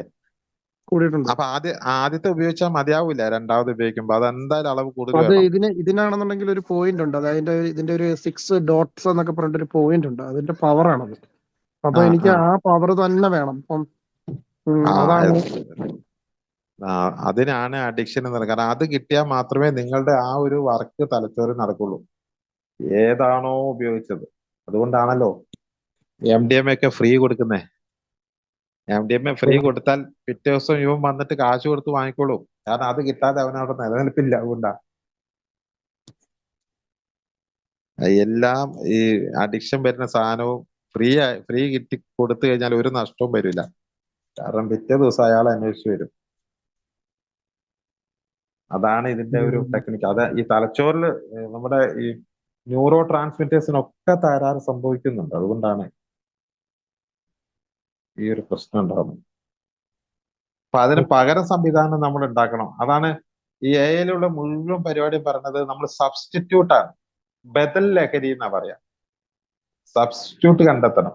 അപ്പൊ നമുക്ക് മുന്നോട്ട് ജീവിക്കണമെങ്കിൽ നമുക്ക് ഉന്മേഷവും ഉഷാറും ഒന്നും ഇല്ലാതെ നമുക്ക് ജീവിക്കാൻ പറ്റില്ല. അപ്പോ ഈ ഒരു നമുക്ക് ഉന്മേഷവും ഉഷാറും തന്നുകൊണ്ടിരുന്ന മദ്യമാണോ മയക്കുമരുന്ന് സിഗരറ്റ് എന്താണോ അതിനെ നമ്മൾ അങ്ങ് മാറ്റി വെച്ച് കഴിഞ്ഞാൽ പിന്നെ നമ്മൾ മൈനസിലേക്കാ പോണേ. ഈ മൈനസിൽ നിന്നുകൊണ്ട് നമുക്ക് ജീവിക്കാൻ പറ്റൂല. അങ്ങനെ നമുക്ക് എത്ര കാലം ഇതിങ്ങനെ ജീവിക്കാം? ഇതിന് നല്ല ചാവുകയാണ് നല്ലതെന്ന് വിചാരിച്ചിട്ടാണ് പിന്നെ ഇത് ചാവുകയാണ് ചാവട്ടെ എന്ന് പറഞ്ഞ് അതേ സാധനം തന്നെ പിന്നെ ഉപയോഗിക്കാൻ പോണേ. പക്ഷെ അവിടെ നമ്മൾ നിർത്തി വെച്ചിട്ട് നമ്മൾ പകരം സംവിധാനം നമ്മൾ സ്വയം ഡെവലപ്പ് ചെയ്തെടുക്കണം. എനിക്ക് ഏതാണോ ഏറ്റവും സ്യൂട്ടായിട്ടുള്ളത് അത് കണ്ടെത്താൻ വേണ്ടിയിട്ട് ഒരു ശ്രമം നടത്തണം. ഞാന് വായനയിലും ക്ലാസ് എടുക്കാനും അതുപോലെ തന്നെ എഴുത്തിലേക്കും ഒക്കെ അങ്ങ് തിരിഞ്ഞു. അപ്പോ സ്വാഭാവികമായിട്ടും അതെനിക്ക് ഭയങ്കര ഇഷ്ടമായപ്പോ അതുകൊണ്ട് അതാണ് ഇപ്പൊ എന്റെ ഒരു ലഹരി. ഇങ്ങനെ ചെയ്തോണ്ടിരിക്കും. വേറെ ഒന്നിലേക്ക് തിരിയണം. ചിലര് AI പ്രവർത്തനത്തിലേക്ക് വല്ലാതെ അങ്ങോട്ട് തിരിയും, ചിലര് ജോലിയിലേക്ക് തിരിയും. അങ്ങനെ പല പുതിയ മാർഗത്തിലേക്ക് മാറണം ഇത് മാറ്റിവെച്ചിട്ട്. അല്ലാതെ നമുക്കൊരു രക്ഷയില്ല. ഓക്കെ മാഷെ. ഓക്കെ മാഷെ, thank you. Thank you Arun, thank you ജിമാഷെ. നമുക്കൊരു 2 മിനിറ്റോടെ ഉള്ളൂ. ആർക്കെങ്കിലും 2 വാക്ക് സംസാരിക്കണമെങ്കിൽ മുമ്പിട്ട് വരാം. ഷെയർ ചെയ്യണമെന്ന് മനസ്സിൽ ആഗ്രഹമുള്ള ആരെങ്കിലും ഉണ്ടെങ്കിൽ 5 മിനിറ്റ് എടുത്ത് ഷെയർ ചെയ്യാം മുമ്പിട്ട് വന്ന്. ഓക്കെ, താങ്ക് യു വിജയമാഷോടുള്ള നന്ദി ഞങ്ങളുടെ എല്ലാവരും പേരും ഗ്രൂപ്പിന്റെ പേരിൽ അറിയിക്കുന്നു. അതോടൊപ്പം വീണ്ടും നിങ്ങളെല്ലാവരും മീറ്റിംഗിൽ പങ്കെടുത്ത എല്ലാവരോടുള്ള നന്ദി അറിയിക്കുകയാണ്. വീണ്ടും അടുത്ത മീറ്റിങ്ങുകളിലേക്ക് കടന്നു വരുമെന്ന പ്രതീക്ഷയോടെ ഇന്നത്തെ മീറ്റിംഗ് വൈൻഡപ്പ് ചെയ്യാണ്. അതിന് വാഗ്ദാനങ്ങൾ വായിക്കാമോ? സാഹചര്യം ഓക്കെ. വാഗ്ദാനങ്ങൾ വായിക്കാൻ സാധിക്കുന്ന ആരെങ്കിലും മുമ്പിട്ട് വരിക. ഞാൻ വായിച്ചു തരാം ചേട്ടാ. Okay, thank you. ഒരു മിനിറ്റ് എടുക്കട്ടെ.